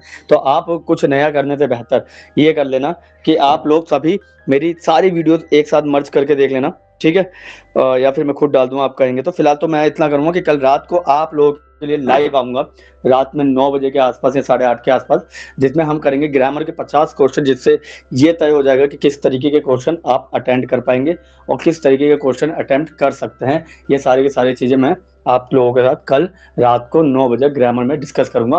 फिलहाल हमने चैप्टर्स पे डिस्कस किया था, हमने लगभग में 5-6 वीडियो डाली है, उस पर आप एक बार देख लेना, डिस्कस क्या करेंगे अब इसके आगे की वीडियो जो भी है, ठीक है। मैंने भोली के बारे में पढ़ाया था आप लोगों को, उससे पहले मैंने एस्ट्रोलॉजर वाली कहानी पढ़ाई थी, फिर कल मैंने आपको एक और नई कहानी पढ़ाई थी, फिर उसी में मैंने आपको नेकलेस वाली कहानी पढ़ाई थी, ठीक है। सो बहुत सारी जो मैंने आपको बोला था कि लिटरेचर जो है वो 10th से सिमिलर है, तो आप लोगों को 10th की सिमिलर बुक्स है ना, पहले भी आप पढ़ चुके हो 10th क्लास, तो इसमें कोई नई बात तो है नहीं जो आपको सरप्राइज करे, है ना। तो बिना किसी देरी के आज का कंटेंट हम स्टार्ट करते हैं, यानी आज का चैप्टर हम स्टार्ट करते हैं। चलिए, तो ये सारी चीजें थी जो मैंने आपको बताया था। तो कल हमने यहाँ तक कर लिया था, 3 क्वेश्चन को आज करना पड़ेगा हमें, द नेकलेस तक हमने कल बात कर ली थी। आज हम इन दोनों चैप्टर्स को करेंगे, ठीक है, 3 क्वेश्चन एंड ऑफ स्टडीज पे, ठीक है। फिर उसके बाद अपना रीडिंग सेक्शन को कल देख लेंगे, बाकी लेटर वगैरह जो है वो मैंने ऑलरेडी डाल रखे, अपलोड किए हुए। फिलहाल आप बात करेंगे आज, ठीक है। और ये हो गया था 3 क्वेश्चन पे चलते हैं थोड़ा सा, हाँ ये वाला कल हमने किया था मटेरियल, एंड 3 क्वेश्चन के बाद अपना ऑफ स्टडीज है। ओके, सो ऑफ स्टडीज तक ये पीडीएफ है, ये पीडीएफ आप हमारे टेलीग्राम ग्रुप से ले लेना, जो कि आपको मिल जाएगा कमेंट बॉक्स में लिंक, ठीक है। चलिए, बिना किसी देरी के स्टार्ट करते हैं। तो सबसे पहले हमें जानना पड़ेगा, क्या जानना पड़ेगा, ये है कि चैप्टर नंबर 5 जो है वो 3 क्वेश्चन हमने 7th क्लास में पढ़ा हुआ है। अगर आप लोगों ने नहीं पढ़ा, दोबारा याद दिला दूं। 3 क्वेश्चन के अंदर हमें देखने को मिलता है कि एक किंग है जिसने 3 क्वेश्चन पूछे, और 3 क्वेश्चन ये पूछा है कि पहला क्वेश्चन पूछा है कि क्या कोई भी काम करने का बेस्ट समय क्या होता है, ठीक है, हमें क्या काम करना चाहिए, और तीसरा हमें किसकी सुननी चाहिए, ठीक है। एक राजा है जिसने जीवन में सब कुछ पा लिया, बस एक चीज से परेशान है, और वो चीज ये है कि उसके माइंड में 3 सवाल बहुत समय से चल रहे थे कि भैया, और ये 3 सवाल जो थे वो किस तरीके से चल रहे थे, उसके बारे में बता दूं कि पहला है कि मुझे क्या करना चाहिए, दूसरा ये है कि मुझे, है ना, और दूसरा है कि किस समय करना चाहिए, ठीक है, और तीसरा कि किसकी सुननी चाहिए। इन 3 सवालों के आसपास ही उसकी बार बार जो थी वो सुई आके अटक रही थी, तो वो कोशिश करता है कि किसी न किसी से पूछे, और उन्होंने वो लिख दिया कि भाई मैं, क्योंकि राजा है तो उन्होंने इनाम भी बड़ा रख दिया, उन्होंने बोला कि मैं सभी को इनाम दूंगा, ठीक है, जो भी मेरे इन 3 सवालों का जवाब देगा। अब कोई भी व्यक्ति ऐसा नहीं था जो जाके सही जवाब दे पाए, क्योंकि राजा को सेटिस्फाई भी करना है, सिर्फ जवाब ही नहीं देना, सिर्फ, है ना, राजा को सेटिस्फाई भी करना है। तो सेटिस्फाई करने के लिए राजा को वो क्या करते हैं, ठीक है, अपने अपने तरीके हर कोई आजमाता है, मगर जो एक्चुअल में था ना, राजा बिल्कुल भी सेटिस्फाई नहीं हो रहा था, क्योंकि राजा को बिल्कुल भी पसंद नहीं आ रहा था किसी का भी कोई भी जवाब, ठीक है। फिर कोई उसे सजेस्ट करता है कि राजा साहब ऐसा मत करें, आपको मैं एक सजेशन देता हूँ कि यहाँ दूर एक जंगल में, ठीक है, एक वाइस यानी बुद्धिमान एक बूढ़ा व्यक्ति है, वो हर सवाल का जवाब दे देता है, चाहे कैसा भी सवाल हो, मैटर नहीं करता, ठीक है। ये बात जैसे सुनता है राजा, तो राजा को लगता है कि यार ये तो मतलब कह रहा है तो जाहिर सी बात है सोच समझ के कह रहा होगा, और इतने सारे लोग राजा से झूठ थोड़ा बोलेंगे। तो फाइनली राजा क्या करता है, उसके लिए चला जाता है, एंड उसके पास जैसे ही जाता है वहां पे, तो देख रहा होता है कि वहां पे, क्योंकि देखो क्या था ना, राजा बन के वो बात करना नहीं चाहता था, इसलिए उसने क्या किया, अपने अंगरक्षकों को यानी उनके बॉडीगार्ड जो थे ना, उनको बोला कि तुम बेटा यहीं पे रुको, ठीक है, तुम लोग यहीं पे रुको, मैं अकेले जाऊंगा उससे बात करने के लिए। तो भाई उनके अंगरक्षकों ने बोला ठीक है भाई, जैसे आपकी मर्जी, उसको छोड़ दिया जाता है, वो जाते हैं, ठीक है। एंड जाने के बाद वो देखता है कि वो जो बूढ़ा व्यक्ति है ना, वो गड्ढा खोद रहा है, बहुत देर से गड्ढा खोद रहा है, ठीक है। राजा बोलते हैं मेरे कुछ सवाल है, वो इग्नोर कर देता है, बोलता है मुझे आपसे पूछने हैं, वो इग्नोर कर देता है। अब राजा देखता है यार पहली बार किसी ने इग्नोर किया राजा को, है ना, फिर राजा को लगता है शायद ये बंदा बहुत मेहनती है, बहुत काम कर रहा है, अपना मेहनत कर रहा है, तो जाहिर सी बात है मुझे ऐसा लग रहा है कि इस व्यक्ति का काम ज्यादा इंपॉर्टेंट है, तो क्यों ना मैं इसका काम अगर ले लूं, तो फिर ये मेरे सवालों का जवाब दे देगा, ठीक है। तो राजा सोचता है, और राजा फिर फाइनली क्या करता है, पकड़ लेता है भाई, उससे लेता है फावड़ा और खुद खोदने लगता है, और जैसे ही खोदने लगता है तभी देखता है कि वहां से एक भागता हुआ घायल व्यक्ति, जिसे किसी ने अभी मारा हो ऐसा लग रहा है, ठीक है, और वो आके राजा के सामने गिर जाता है और गिरकर हो जाता है बेहोश, ठीक है। अब राजा और वो जो बूढ़ा व्यक्ति है वो दोनों हैरान हो जाते हैं। फिर राजा ना तो इधर देखता ना उधर देखता, वो तुरंत उसे उठाता है और उसकी कुटिया में, बूढ़े व्यक्ति की कुटिया में जाकर रख देता है, मतलब उसमें मतलब लेटा देता है, और उसकी देखभाल करना शुरू कर देता है, उसको मतलब वो सारे वेद वाले जो तरीके हैं वो करने लगता है, ठीक है। पूरी रात पूरा शाम इसी में निकल जाता है राजा का कि उसको कैसे भी बचाना है, ठीक है। और उस समय तक वो बूढ़े व्यक्ति से ये भी भूल गया था कि बूढ़े व्यक्ति से उसने कुछ सवाल भी किया है। फिर अगली सुबह होती है।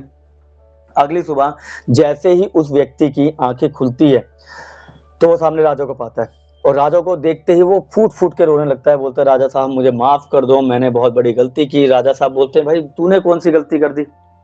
उसने बोला तूने कौन सी गलती कर दी?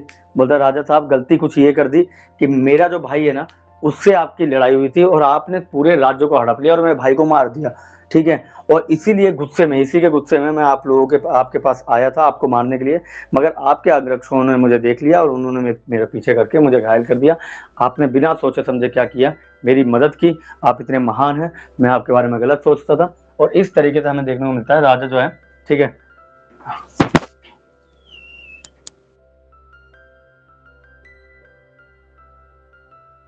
और इस तरीके से हमें देखने को मिलता है कि राजा जो है वो क्या करता है, वो बोलता है इट्स ओके कोई बात नहीं, और वो जो दुश्मन होता है वो राजा का कायल हो जाता है, राजा का गुलाम हो जाता है। बोलता है मैं आपका गुलाम बन के रहूंगा, मुझे नहीं पता था कि आप इतने अच्छे और इतने इतने अच्छे व्यक्ति है, ठीक है। और राजा भी इससे खुश हो जाता है, चलो कोई एक दुश्मन तो कम हुआ उनके जीवन में, है ना।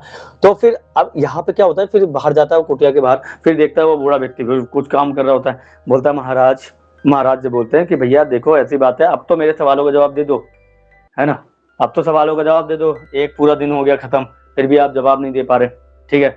तो बोलते हैं ठीक है भाई सवाल का जवाब दे दूंगा, पहले सवाल तो बताओ क्या है।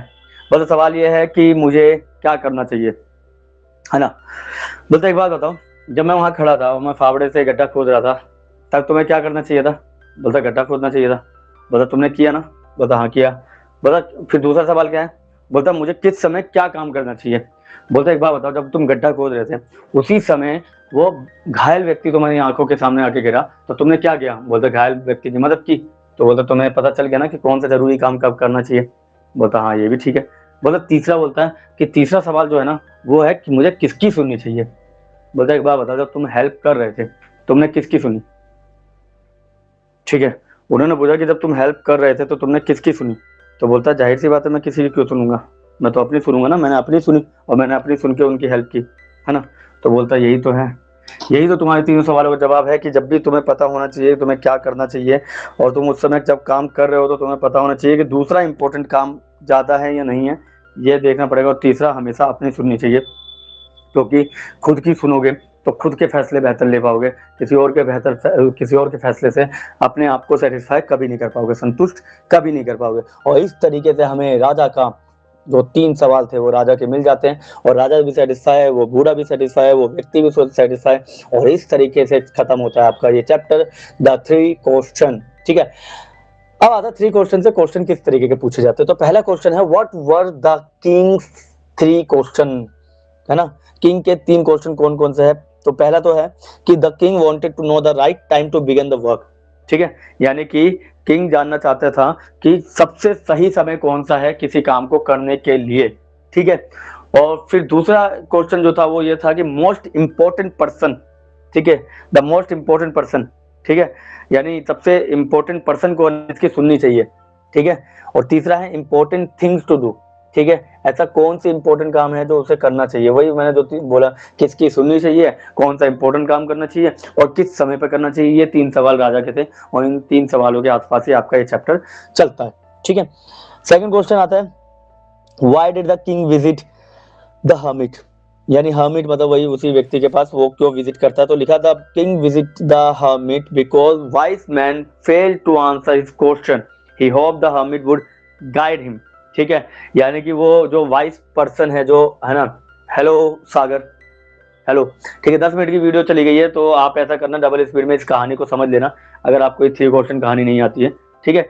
चलो, तो दूसरा क्वेश्चन बोल रहा है why did the king visited the hermit, king जो है वो हर्मिट के पास क्यों गया, वो जंगल में क्यों गया? क्योंकि एक वाइस पर्सन पहले आया था, ठीक है, एक बुद्धिमान व्यक्ति पहले ही आया था मगर वो उसका सवाल का जवाब नहीं दे पाया था, ठीक है। और इसीलिए क्या देखने को मिलता है हमें, इसलिए वो हमिद के पास गया और हमिद ने उसके सवालों का जवाब सही तरीके से दे दिया और उसने गाइड किया, सवालों का जवाब नहीं दिया, सवालों का जवाब तो वो खुद ही ढूंढ गया, खुद ही ढूंढ लिया ना राजा ने सवालों का जवाब, उसने उसे क्या किया, उसने उसे गाइड किया, ठीक है, वो जो हमिद था उसने उसे गाइड किया।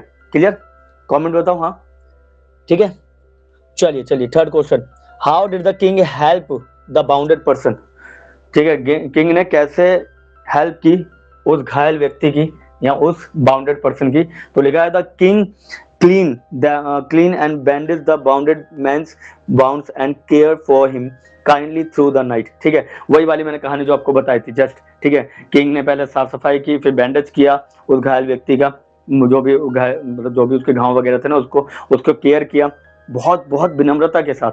ठीक है, पूरी रात बिना सोचे समझे कि वो एक राजा है, उसको जरूरत भी नहीं है, वो तो चाहे तो 10-12 हकीम आराम से वहां बैठा सकता है ना, फिर भी राजा ने सपोर्ट किया कि हाँ कोई बात नहीं, अभी इस समय क्या जरूरी है, इस समय मुझे उसकी हेल्प करना जरूरी है, ना कि किसी और को बुलाना।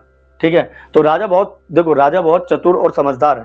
ठीक है, और राजा को अभी कोई सवाल, अब एक बात बताओ, राजा को किसकी सुननी चाहिए? जब राजा इतना समझदार है तो किसी की सुननी तो होना चाहिए। तो हर्मिट ने वही बात बताई। ठीक है, हर्मिट ने भी यही बात बताई कि भाई आपको किसी की सुनने की जरूरत नहीं है, you are the best in your field, तभी तो आप राजा हैं। अब राजा को भी किसी की सुननी पड़ेगी तो इसका मतलब राजा फिर गलत इंसान बन गया ना राजा, है ना। तो ये बात बहुत जरूरी है। ठीक है, इस चीज पर फोकस करना आपका काम है। ठीक है, तो ये दूसरा था। देखो ज्यादा बड़े आंसर्स नहीं है, 2-3 लाइन के आंसर है, और पेपर में एक जो खास बात है इंग्लिश के एग्जाम में एनआईएस को लेकर, वो हमेशा इस बात पे फोकस करता है कि आप कितना बेहतर लिखते हो। ये नहीं लिखता कि कितना लिखते हो, कितना लिखते हो इस पे काम नहीं होता, कितना बेहतर लिखते हो ये मैटर करता है। ठीक है, चलो अगला है, फोर्थ है हमारे सामने। ठीक है, what answers did the king get. ठीक है, आंसर कौन सा मिला, यानी कि इतने सारे क्वेश्चन पूछने गया था तो उसका आंसर क्या मिला है किंग को, ये पूछ रहा है। ठीक है, the most important time is now, the most important person is the one with you, and the most important work is to do good. वही आंसर, वो जो जवाब उसको मिले हैं वही जवाब आप लोगों से पूछा जा रहा है, आपको पेपर में बताना है। तो पहला है कि मोस्ट इंपॉर्टेंट टाइम क्या है, वो अभी है, अभी जो है वो मोस्ट इंपॉर्टेंट टाइम है। दूसरा, मोस्ट इंपॉर्टेंट पर्सन जो है वो तुम्हारे साथ है, यानी कि जिसकी भी हेल्प कर रहे हो, जो बाउंडेड पर्सन है वो तुम्हारे लिए मोस्ट इंपॉर्टेंट पर्सन है। ठीक है, समझ में आ गया, मोस्ट इंपॉर्टेंट पर्सन वही है आपके साथ। ठीक है, वो बाउंडेड पर्सन। ठीक है, एंड थर्ड वन जो है वो सबसे बड़ी बात जो है वो बोला किसकी सुननी चाहिए, most important work is to do good. ठीक है, और सबसे बड़ी बात है कि जो इंपॉर्टेंट काम है वो है अच्छा काम करना। ठीक है, राजा को सेटिस्फैक्शन इस बात से मिली क्योंकि वो उसका दुश्मन होकर भी उसने उसकी मदद की। देखो मदद वो किसी की भी कर सकता था, मगर एक दुश्मन की मदद करना ज्यादा खुशी प्रदान करता है। क्यों? क्योंकि वो तुमने एक दुश्मन कम कर दिया अपने जीवन का ना, ये बहुत बड़ी बात है। ठीक है, तुमने अपने जीवन का एक दुश्मन खत्म कर दिया, मतलब उसकी दुश्मनी खत्म कर दी, दुश्मन तो नहीं खत्म किया, दुश्मनी खत्म कर दी। ठीक है, ये बहुत बड़ी अपॉर्चुनिटी है राजा के लिए, इसीलिए हमें देखने को मिलता है कि राजा बहुत खुश है। And fifth and the last question of this evening, sorry this chapter, evening के लिए तो अभी अगला चैप्टर भी है। ओके, सो फिफ्थ है, कहानी हमें क्या मैसेज देती है। कहानी हमेशा, देखो क्या होती है, मैं फिर से बोलूं, इस कहानी को अगर आपने ध्यान से समझा हो, पढ़ा हो, तो आपको इतना पता चल गया होगा कि ये कहानी हमें सिखाती है कि प्रेजेंट टाइम जो है वो प्रीशियस टाइम है। प्रेजेंट टाइम प्रीशियस है, काइंडनेस है ना, दूसरों के लिए आपको हाईएस्ट ड्यूटी पे रहना चाहिए, यानी अगर आप हेल्प कर सकते हो, दूसरों की मदद कर सकते हो, दूसरों को बचा सकते हो, तो आपके लिए बेस्ट है ये, है ना। तो ये कहानी हमें सिखाती है कि जैसे राजा ने बिना अपना ओहदा देखे उस व्यक्ति की हेल्प की, बिना उसके जाने कि भाई वो व्यक्ति हो सकता है राजा को ही बाद में तलवार निकाल के मार दे।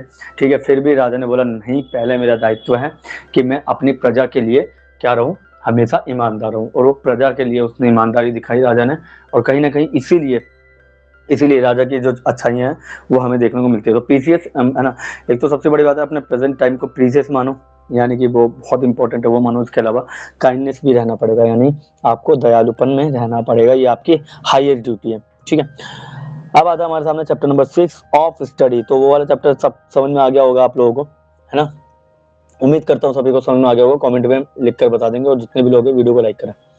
चलिए अगला chapter number 6 of studies.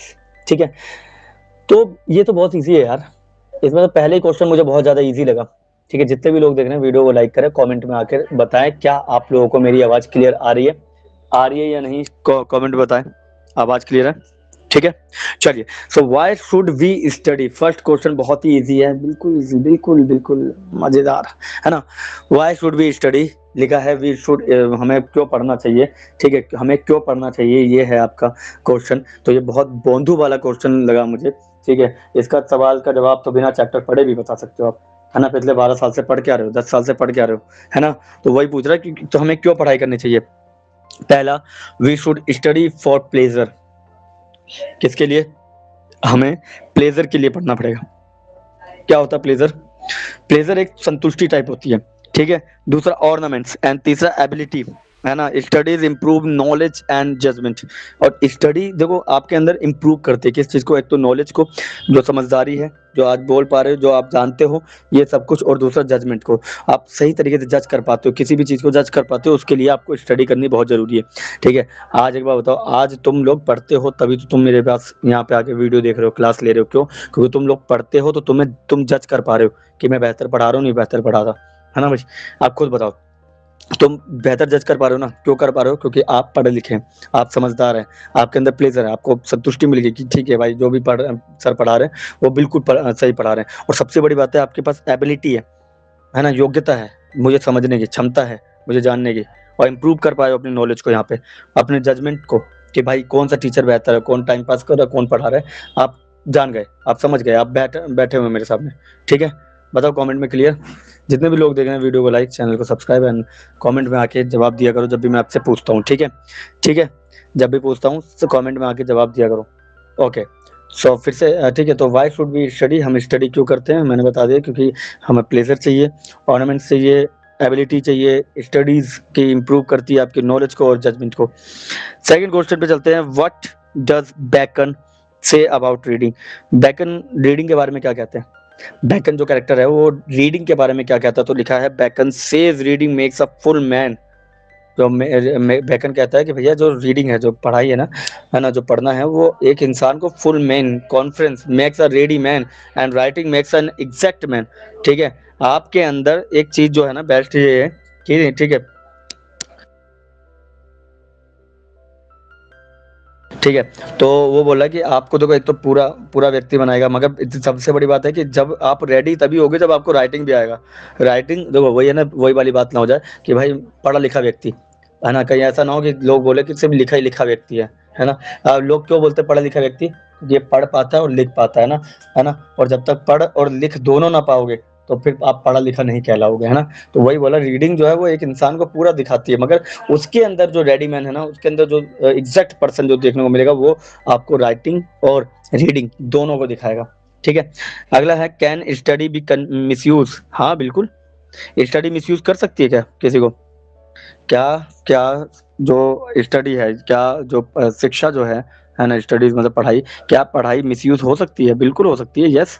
Study can be misuse if done only for a pride of और सो। अगर आप सिर्फ और सिर्फ प्राउड फील करने के लिए और किसी को दिखावे के लिए करोगे तो फिर मिसयूज कर सकते हो।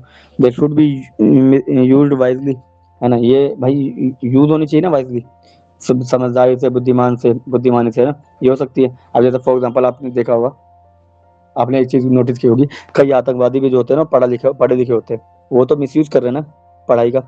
आपने देखा ना कई सारे आतंकवादी है वो मिसयूज कर रहे हैं पढ़ाई का। कैसे? क्योंकि अभी अभी देखो लाल किले पे अभी बॉम्ब ब्लास्ट हुआ था, उसमें 2-3 डॉक्टर पकड़े गए थे मुस्लिम, है ना। कारण कारण क्योंकि वो थे पहले से ही आतंकवादी विचारधारा के साथ पहले से थे, मगर उन्होंने क्या किया, शिक्षा को एक टूल, एक वेपन की तरह यूज किया, है ना, एक हथियार की तरह शिक्षा को यूज किया, जो कि बहुत गलत चीज थी, जो कि बहुत गलत चीज थी। तो एजुकेशन को उसने क्या कर दिया, ताक पे रख दिया, ताक इन द सेंस की साइड में रख दिया, ठीक है, मिसयूज किया उसका ढंग से। चाहे ओसामा बिन लादेन कौन था? एक एक इंजीनियर था, सोचो। तो वो व्यक्ति जो कि दुनिया का सबसे बड़ा टेररिस्ट, वो इंजीनियर था। तो मिसयूज किया ना उसने अपनी स्टडीज का, एक गलत तरीके से, गलत वे में दिखाया ना उसने, ठीक है। चलिए कोई बात नहीं। Fourth question, can studies B misused. अभी मैंने जस्ट बताया था, सॉरी। फोर्थ क्वेश्चन पे आते हैं, how do study help a person. ठीक है, किसी व्यक्ति की के लिए स्टडी कैसे हेल्प करती है? किसी व्यक्ति के लिए स्टडी कैसे हेल्प करती है? तो सुनना, स्टडीज आपके दिमाग को शार्प बनाती है, इम्प्रूव करती है, आपके सोचने की जो क्षमता है उसको इम्प्रूव करती है, एंड द नेक्स्ट सबसे बड़ी चीज है, वो सॉल्व करती है प्रैक्टिकल प्रॉब्लम्स। आपके जीवन के प्रैक्टिकल प्रॉब्लम्स को वो सॉल्व करने का क्या रखती है, एक एक ताकत रखती है, पावर रखती है कि आप सबसे पहले तो अपने दिमाग को शार्प करोगे, दूसरा इंप्रूव करोगे अपनी थिंकिंग को, तीसरा सॉल्व करोगे प्रैक्टिकल प्रॉब्लम्स को, ठीक है। ये सारी चीज़ें जो है ना, ये सारी चीज़ क्या है, ये सारी चीज़ कहीं ना कहीं हमें क्या करती है, एक एक अच्छा व्यक्ति बनाने के और लेकर जाता है। ठीक है, कमेंट बताओ क्या आप लोगों को मेरी आवाज़ क्लियर आ रही है, बताओ। उज्जवल कुमार साहू, यस, हाय, हेलो, ठीक है, हेलो। जितने भी लोग देख रहे हैं वीडियो को लाइक किया करो यार, ये मुझे बड़ा बेकार लगता है कि आप लोग देखते हो मगर वीडियो को लाइक नहीं करते। ठीक है, जितने भी देखते हो वीडियो को लाइक कराए। ठीक है, चलिए फिर से बात करते हैं। मैंने कहा how do studies help a person. ठीक है, स्टडीज कैसे हेल्प करती है किसी व्यक्ति के लिए, पर्सन के लिए। ठीक है, तो मैं बता दूं कि पहले तो उसके माइंड को शार्प किया जाता है। ठीक है, दूसरा इम्प्रूव किया जाता है उसकी थिंकिंग को, और तीसरा क्या है, उसे प्रैक्टिकल सोच वाला व्यक्ति बनाया जाता है। ठीक है, ठीक है, ठीक है, बताओ कमेंट में क्लियर सभी को। यार देखो, मैं बता दूं, जितने लोग भी देख रहे हैं भाई, सबके लिए थोड़ी सी बता दूं मैं, ज़्यादा बड़ा लेक्चर नहीं होता हमारा, 25 से 30 मिनट का होता है, नहीं 20 से 25 मिनट, हाँ 20 से 25 मिनट का होता है। ये 20 से 25 मिनट बहुत इंपॉर्टेंट होते हैं। तो कभी कभी आपको क्लास में रेगुलर रहना चाहिए। ठीक है, और समय पे रहना चाहिए। 8:30 बजे के बाद कभी भी फ़ोन खोल के देख लिया करो, मैं लाइव ही दिखूंगा। ठीक है, और कल रात को मैं फिर से बता दूं, रात को हम 8:30 बजे, कल 8:30 या 9, बस मेरा कंफर्म है 8:30 या 9, रात को 50 क्वेश्चन के साथ मिलेंगे हम एमसीक्यू पे। ठीक है, कौन, ठीक है, ठीक है, तो मिस यूज नहीं करना। ठीक है, क्लियर। चलो, तो कल रात को भी हम 9 बजे मिलेंगे ग्रामर क्लास में। और अभी आप लोगों का काम ये है कि जिन्होंने पहले की वीडियोस नहीं देखी है, इससे पहले वाली जो मैं तुम्हें दिखाता हूँ, ये सारी पीडीएफ खत्म हो चुकी है। मैं रोज 2-2 चैप्टर करवा रहा हूँ। इसमें आपको पहले सिलेबस मिल जाएगा, ये सारा सिलेबस है आपका। ठीक है, एंड फिर उसके बाद मैंने यहाँ से आपका चैप्टर शुरू किया, फर्स्ट, सेकंड वॉली। ठीक है, थर्ड फिर हमने आफ्टर 20 ईयर्स, है ना, फोर्थ नेकलेस, और फिफ्थ 3 क्वेश्चंस। ठीक है, ये सिक्स ऑफ स्टडी अभी हमारा चल रहा है। ठीक है, चलो, ठीक है, एंड द लास्ट लास्ट है इसका, what is the main idea of this chapter. ठीक है, चैप्टर का मेन आइडिया अगर आपको पता चलता है तो इसका मतलब है कि आप चैप्टर को समझ गए। ठीक है, अभी आप लोग कहेंगे तो कोई बात नहीं, मैं आप चैप्टर का नाम बोल देना, इन 6 में से जो जो भी है, अगर आपको समझ नहीं आएगा तो मैं उसका यहाँ पे क्विक रिवीजन दे दूंगा कि उस चैप्टर में हमने क्या डिस्कस किया था। ठीक है, अभी आपको 2 मिनट का ब्रेक दूंगा, इसके बाद 2-3 मिनट का, फिर आप आराम से डिस्कस करना, यहाँ पे कमेंट में लिख देना, मैं उस चैप्टर को डिस्कस कर दूंगा यहाँ पे। ठीक है, चलो फिर से मैं बोलूँ, पहले मैंने बोला मेन आइडिया में क्या है, टीच वो बैलेंस करता है लर्निंग को और प्रैक्टिकल यूज ऑफ नॉलेज। वो बोलता है कि सिर्फ और सिर्फ ये मत सोच के चलो कि सिर्फ पढ़ना है, नहीं, उसे समझना भी है और अपनी डेली लाइफ में लेकर भी आना है। ठीक है, ठीक है, अब आपके सामने ये कुछ चैप्टर्स है। ठीक है, इन चैप्टर्स में से जो भी चैप्टर आपको समझ नहीं आया, आप बोल दीजिए, मैं अभी समझा दूंगा ये। ठीक है, 2 मिनट में आपको जोन सा भी चैप्टर नहीं समझ में आया है, आराम से बोलो, मैं आराम से समझा दूंगा। ठीक है,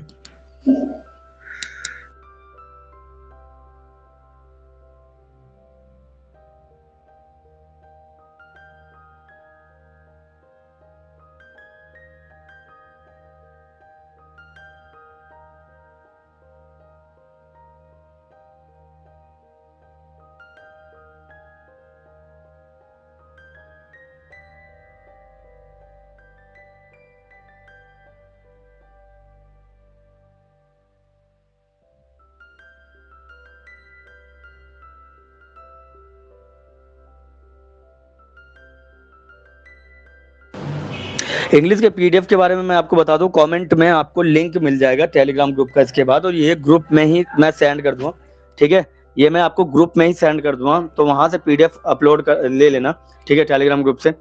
ठीक है, तो और सबसे पहली बात तो आप लोगों के लिए यह है कि आप लोग उसको ज्वाइन करके रख लीजिएगा, क्योंकि सारी पीडीएफ वगैरह जो है हम उसी में शेयर करते हैं। ठीक है, ठीक है, समझ में आ गया।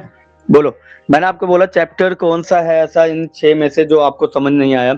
चैप्टर है एन एस्ट्रोलॉजर्स डे, होली, after 20 years, the necklace, 3 questions of study. बताओ मुझे, बताओ। ठीक है, मुझे ये बताओ कि इनमें से कौन सा चैप्टर ऐसा है।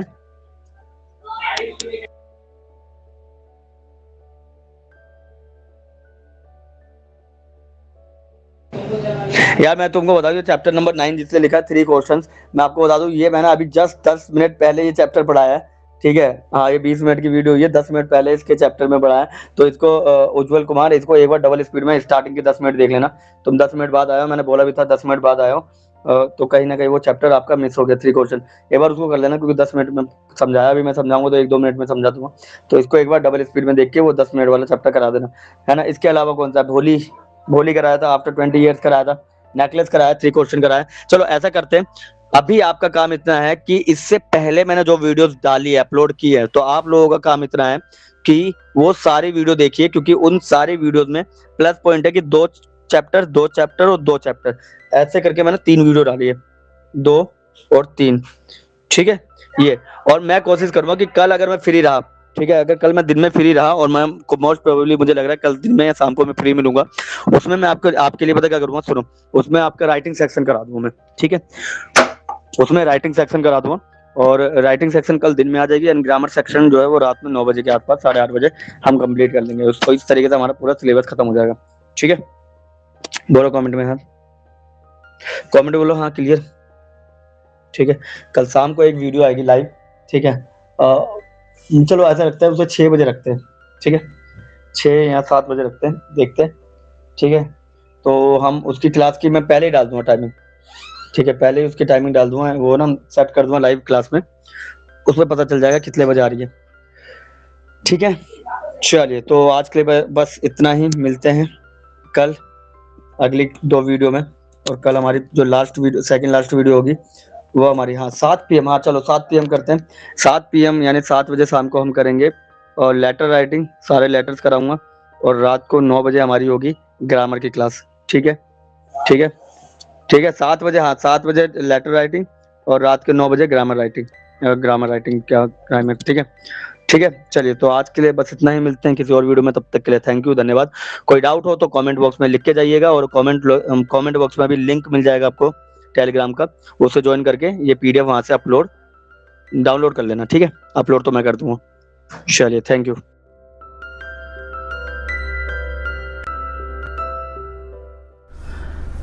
Hello class 12th NIS students. तो दोस्तों कैसे हैं आप लोग, उम्मीद करता हूं आप सभी लोग बेहतर और अच्छे होंगे। तो लगभग मैंने सारी वीडियोस अपलोड कर दी हैं, सिर्फ एक लास्ट वीडियो रह गई है हमारी, जो कि राइटिंग सेक्शन से रह गया है, हमारे लेटर्स वगैरह हैं, उसी को आज हम डिस्कस करेंगे। ज़्यादा लंबी वीडियो नहीं डालेंगे, कोशिश करेंगे कम से कम समय में ज़्यादा से ज़्यादा हम कंटेंट को अपना समझ सकें।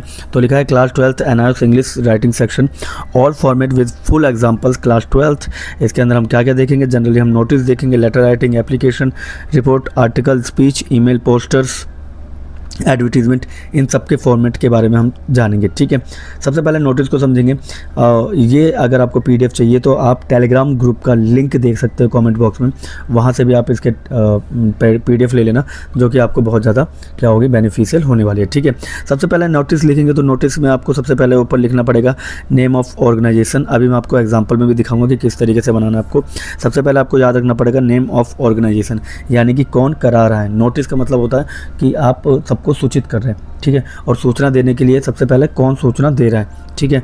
फिर आपको कैपिटल लेटर में नोटिस लिखना पड़ेगा, फिर आएगा डेट, फिर आएगी हेडिंग यानी कि क्या लिखना चाह रहे हो, किस चीज़ पे, फिर 50 वर्ड का कंटेंट आएगा, फिर सिग्नेचर आएगा, नेम आएगा, और आपकी पोस्ट आएगी, डेजिग्नेशन पोस्ट। अब यहाँ पे एक एग्जांपल देखेंगे, उसके साथ हम समझ जाएंगे हम क्या कहना चाह रहे हैं, ठीक है। सबसे पहले क्या है, ये सब सेंटर में होगा, याद रखना, यहाँ पे सेंटर में नहीं किया मैंने, वैसे आपको सेंटर में करना पड़ेगा जब भी आप उसमें आएंगे, ठीक है। किसमें, पेपर में लिख के आएंगे तो सेंटर में लिखेंगे। कैसे, सुनना। पहले ABC स्कूल कौन करा रहा है, ABC सीनियर स्कूल करा रहा है, ठीक है। नोटिस कैपिटल लेटर में आपको बीच में देखने को मिलेगा। आपको ऐसे डेट लिखनी पड़ेगी 26 अप्रैल 2026। फिर यहाँ पे डांस कंपटीशन जो है आपका टाइटल है यानी टॉपिक है, ठीक है। डांस कंपटीशन आपका टाइटल यानी कि टॉपिक है, ठीक है। फिर उसके बाद आप शुरू करते हैं यहाँ से अपना फॉर्मेट कि ऑल स्टूडेंट्स आर इन्फॉर्म, सभी स्टूडेंट्स को इन्फॉर्म किया जाता है, सभी स्टूडेंट को इन्फॉर्म किया जाता है कि that an inter school dance competition will be held on 5th May 2026 in the school auditorium at 10 AM, यानी सुबह 10 बजे 5 मई को 2026 को स्कूल ऑडिटोरियम में डांस कंपटीशन रखा जाएगा। इंटरेस्टेड स्टूडेंट जो है वो अपना नाम दे सकते हैं 30 अप्रैल तक, अंडर साइन में जिसका भी नाम है उसको, और अंडर साइन में किसको लिखना है, रोहित शर्मा कल्चरल सेक्रेटरी, ठीक है। यहाँ पे आपको पोस्ट देखने को मिल जाएगी, हेड बॉय, टीचर या कोई भी मेन पर्सन होगा उसकी यहाँ पे पोस्ट और ऊपर नाम, ये सब कुछ आपको लिखना पड़ेगा। अब यहाँ पे क्या क्या चीज़ें चेंज होगी उसके नीचे अंडरलाइन कर देता हूँ, जो कि आप क्वेश्चन देख के चेंज कर लेना कौन कौन सा। पहले तो ये है कि ये होगा कौन करा रहा है, ठीक है, ये बदल सकता है। उसके बाद डेट बदल सकती है, टाइम बदल सकता है, ठीक है, और ये डेट, ठीक है। बाकी सारी चीज़ें सेम रखना, और यहाँ पे नाम जो कि पेपर में, जो भी पेपर में दिया जाएगा वो, और ये पोस्ट, ठीक है। ये सारी चीज़ें बदलेगी, बाकी सारी चीज़ें सेम रहेगी, ठीक है। तो ये एग्जैक्ट फॉर्मेट है, इसको आराम से करके जाइएगा, पेपर में लिख के आएंगे, पूरा का पूरा आपको मार्क्स मिलेगा, ठीक है। क्योंकि कारण ये है, और ये कंपटीशन, यानी ये टॉपिक है ना, टाइटल, ये जो टाइटल होगा वो यहाँ पे आएगा, ठीक है। ठीक है, समझ में आ गया। बाकी चलिए हम अगले पे चलते हैं। अगला जो है हमारे सामने फॉर्मल लेटर के बारे में जब हम बात करते हैं तो हमें पता होना चाहिए हर लेटर में सबसे ऊपर सेंडर एड्रेस यानी आपका कि कौन भेज रहा है, दूसरा डेट आएगा बीच में, फिर रिसीवर एड्रेस आएगा, फिर सब्जेक्ट सर मैडम, फिर बॉडी और थैंक यू योर फेथफुली, ये सब कुछ आपको देखने को मिलेगा। फिलहाल हम सबसे पहले हम यहाँ पे देखेंगे एग्जाम्पल, और एग्जाम्पल से समझ में आएगा। सबसे पहले कौन, ये आपका इनफॉर्मल क्या देखने को मिल रहा है, एड्रेस देखने को मिलेगा फिर कि 45 मॉडल टाउन दिल्ली, ठीक है। ये इनफॉर्मल, देखो आपको बताऊँ मैं, जब भी आप क्वेश्चन देखोगे तो इनफॉर्मल एड्रेस जो होता है वो ऐसे ही लिखा जाता है हमेशा, ठीक है, और फॉर्मल एड्रेस ऐसे लिखा जाता है, ठीक है। तो यहाँ पे सबसे पहले इनफॉर्मल एड्रेस आएगा, यानी कि आपका एड्रेस, जो भी वहाँ पे किसी स्टूडेंट का एड्रेस दिया होगा, आपका एड्रेस उसको देखा जाएगा, ठीक है। फिर अब सुनना, फिर आप अगला सुनना, ठीक है। फिर उसके बाद डेट ऐसे आएगी, फिर आएगा द प्रिंसिपल, ठीक है, द प्रिंसिपल, ठीक है, जो भी हेड है, ठीक है। फिर उसका स्कूल का नाम, और फिर यहाँ पे आपका क्या, यहाँ पे आपका क्या आ जाएगा, हाँ जी, फिर आपको एड्रेस लिख देना, जो भी एड्रेस वहाँ पे होगा, ठीक है। अब अगला है सब्जेक्ट। सब्जेक्ट क्या है भाई, लीव चाहिए 2 दिन के लिए, किस चीज़ पे चाहिए वो आगे लिखेंगे। लिखा है सर मैडम, सर या मैडम जो भी है, और मैं स्टूडेंट हूँ क्लास 12th का, और मैं सफ़र कर रहा हूँ, यानी मैं बहुत ज़्यादा सफ़र कर रहा हूँ, किससे, फीवर से, इसलिए मैं रिक्वेस्ट करना चाहता हूँ कि मुझे ग्रांट की जाए 2 दिन की लीव, ठीक है। 27 अप्रैल से लेकर जो भी अप्रैल तक उसकी बात आ रहा है, ठीक है। I shall be thankful to you, और ये आपका योर फेथफुली अमित अवस्थी, जो भी आपका नाम होगा आप लिख देना, ठीक है। अगला लेटर पूछा जा रहा है एप्लीकेशन टू प्रिंसिपल, अब किस चीज़ से रिगार्डिंग है वो भी लिखना। सबसे पहले तो आप, हाँ ऐसे ही सेम, ठीक है। इसमें भी इनफॉर्मल एड्रेस ऊपर आया, फिर बीच में आपने देखा यहाँ पे डेट आई, उसके नीचे द प्रिंसिपल XYZ स्कूल और दिल्ली, इस तरीके से आप फॉर्मल लिखते हैं, ठीक है। अब इसमें लिखा कि माई फादर इज़ पुअर, अब इसका क्या है, एप्लीकेशन फॉर फ़ी कंसेशन, यानी फ़ी को कम कराने के लिए। तो लिखा कि मैं स्टूडेंट हूँ क्लास 12th का, मेरे जो फादर हैं, ठीक है, मेरे फादर जो है वो पुअर फार्मर है, किसान है, ही कैन नॉट पे माई स्कूल फीस, वो हमारे स्कूल की फ़ीस पे नहीं कर सकते, मैं स्टडी में अच्छा हूँ, मुझे प्लीज़ फ़ी कंसेशन ग्रांट कर दीजिए, थैंक यू योर ऑबिडेंटली, जो भी आपका नाम होगा, ठीक है। फिर आता है रिपोर्ट राइटिंग। रिपोर्ट राइटिंग में ज़्यादा कुछ नहीं होता, सुनना, एग्जाम्पल से समझ जाएंगे। सबसे ऊपर होगा टाइटल, ठीक है, टाइटल कि आपने क्या देखा, आपने देखा कि एनुअल स्पोर्ट्स डे जो है, स्पोर्ट्स डे जो है वो सेलिब्रेट किया जा रहा है, ठीक है, बाय अमित कुमार, ठीक है, जो भी आप जो भी लिखेगा रिपोर्ट राइटिंग ये। फिर उसके बाद आपको यहाँ लिखना पड़ेगा कि क्या हुआ, कब हुआ और कैसे हुआ, ठीक है। सबसे पहले कहाँ हुआ, दिल्ली में हुआ, कब हुआ, 26 अप्रैल 2026 को हुआ, क्या हुआ, एनुअल स्पोर्ट्स डे सेलिब्रेट हुआ, ठीक है, किस स्कूल में हुआ, इस स्कूल में हुआ, ठीक है। इनमें बहुत सारे इवेंट थे, जैसे रेस, लॉन्ग जंप, फुटबॉल, ये सब ऑर्गेनाइज था, स्टूडेंट्स ने यहाँ पे पार्ट लिया एक्टिवली। द प्रिंसिपल गेव प्राइज़, ठीक है, प्रिंसिपल ने उन्हें प्राइज़ दिया, विनर्स को प्राइज़ दिया। द प्रोग्राम जो था वो एंडेड द नेशनल एंथम, और जो प्रोग्राम था वो नेशनल एंथम के साथ वो ख़त्म हो गया, ठीक है। फिर आर्टिकल राइटिंग में भी कुछ नहीं करना, सबसे ऊपर टाइटल लिखना पड़ेगा। इंपॉर्टेंस ऑफ ट्रीज किसके द्वारा, किसने लिखा, बाय अमित अवस्थी, जो भी आपका नाम होगा वो देख लेना।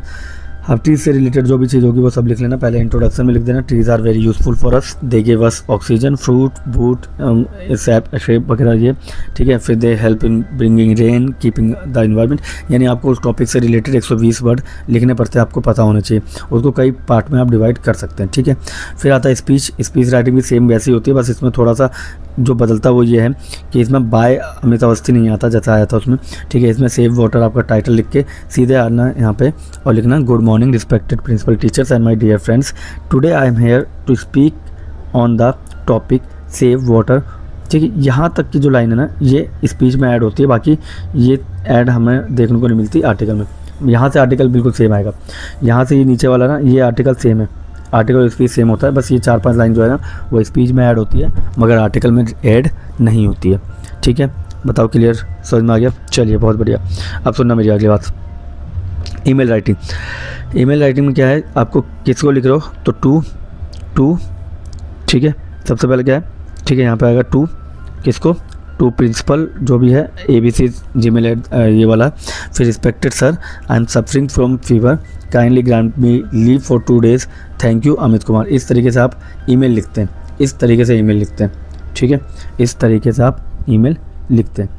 चलिए पोस्टर राइटिंग के बारे में बात करें तो पोस्टर राइटिंग में भी आपको पोस्टर बनाना पड़ता है, ठीक है, और उसके अंदर क्या क्या लिखोगे आप, क्या क्या लिखोगे वो मैटर करता है। Plant more trees, stop pollution, use less plastic, ये सब कुछ। और फिर ज्वाइन हमारा कैंपेन ज्वाइन करो, ठीक है, और आसपास थोड़ा वो बना देना, फूल वूल, ठीक है, पेड़ वेड़ ये सब कुछ बना देना, ठीक है। 5 मई 2026 स्कूल ग्राउंड में ये हो रहा है, ठीक है। तो इस तरीके से आप पोस्टर राइटिंग के ज़रिए अपने दोस्तों को या किसी को भी इन्फॉर्म कर सकते हैं, ठीक है। फिर अब अगला आता है एडवर्टीज़मेंट में। एडवर्टीज़मेंट में फॉर सेल को लेकर है, सबसे ज़्यादा यही पूछा जाता है, आप कुछ बेच रहे हो तो किसको बेच रहे हो, क्या बेच रहे हो। यहाँ पे आप सेकंड हैंड बाइक बेच रहे हो जो कि गुड कंडीशन में है, आपको मॉडल लिख लेना, हीरो स्प्लेंडर, प्राइस लिख देना और कॉन्टैक्ट लिख देना, ठीक है, और 2-4 लाइन अपनी ऐड कर देना कि किस कलर की है, क्या क्या है वो खुद देख लेना। बाकी मैसेज राइटिंग में आप सबसे पहले डेट लिखोगे, ठीक है, मैसेज लिखते समय पता होना चाहिए कब का है, तो डेट लिखोगे, फिर कौन लिख रहा है किसको, ठीक है, और यहाँ पे your friend Mohit called you, आपके फ्रेंड मोहित ने आपको कॉल किया है।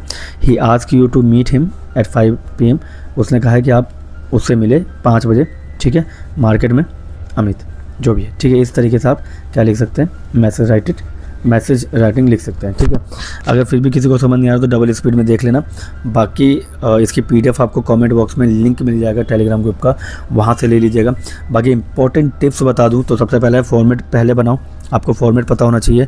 फिर नीट, सबसे बढ़िया बात है, हार्ड जो आपकी हैंड राइटिंग है ना वो बहुत नीट एंड स्ट्रॉन्ग होनी चाहिए, मतलब बहुत साफ़ सुथरी और मजबूत होनी चाहिए, ठीक है। वर्ड लिमिट को फॉलो करना पड़ेगा। सिंपल इंग्लिश सीखना, ज़्यादा घुसेड़ना नहीं है इंग्लिश में अपने वर्ड जो आपको गलत कर दे।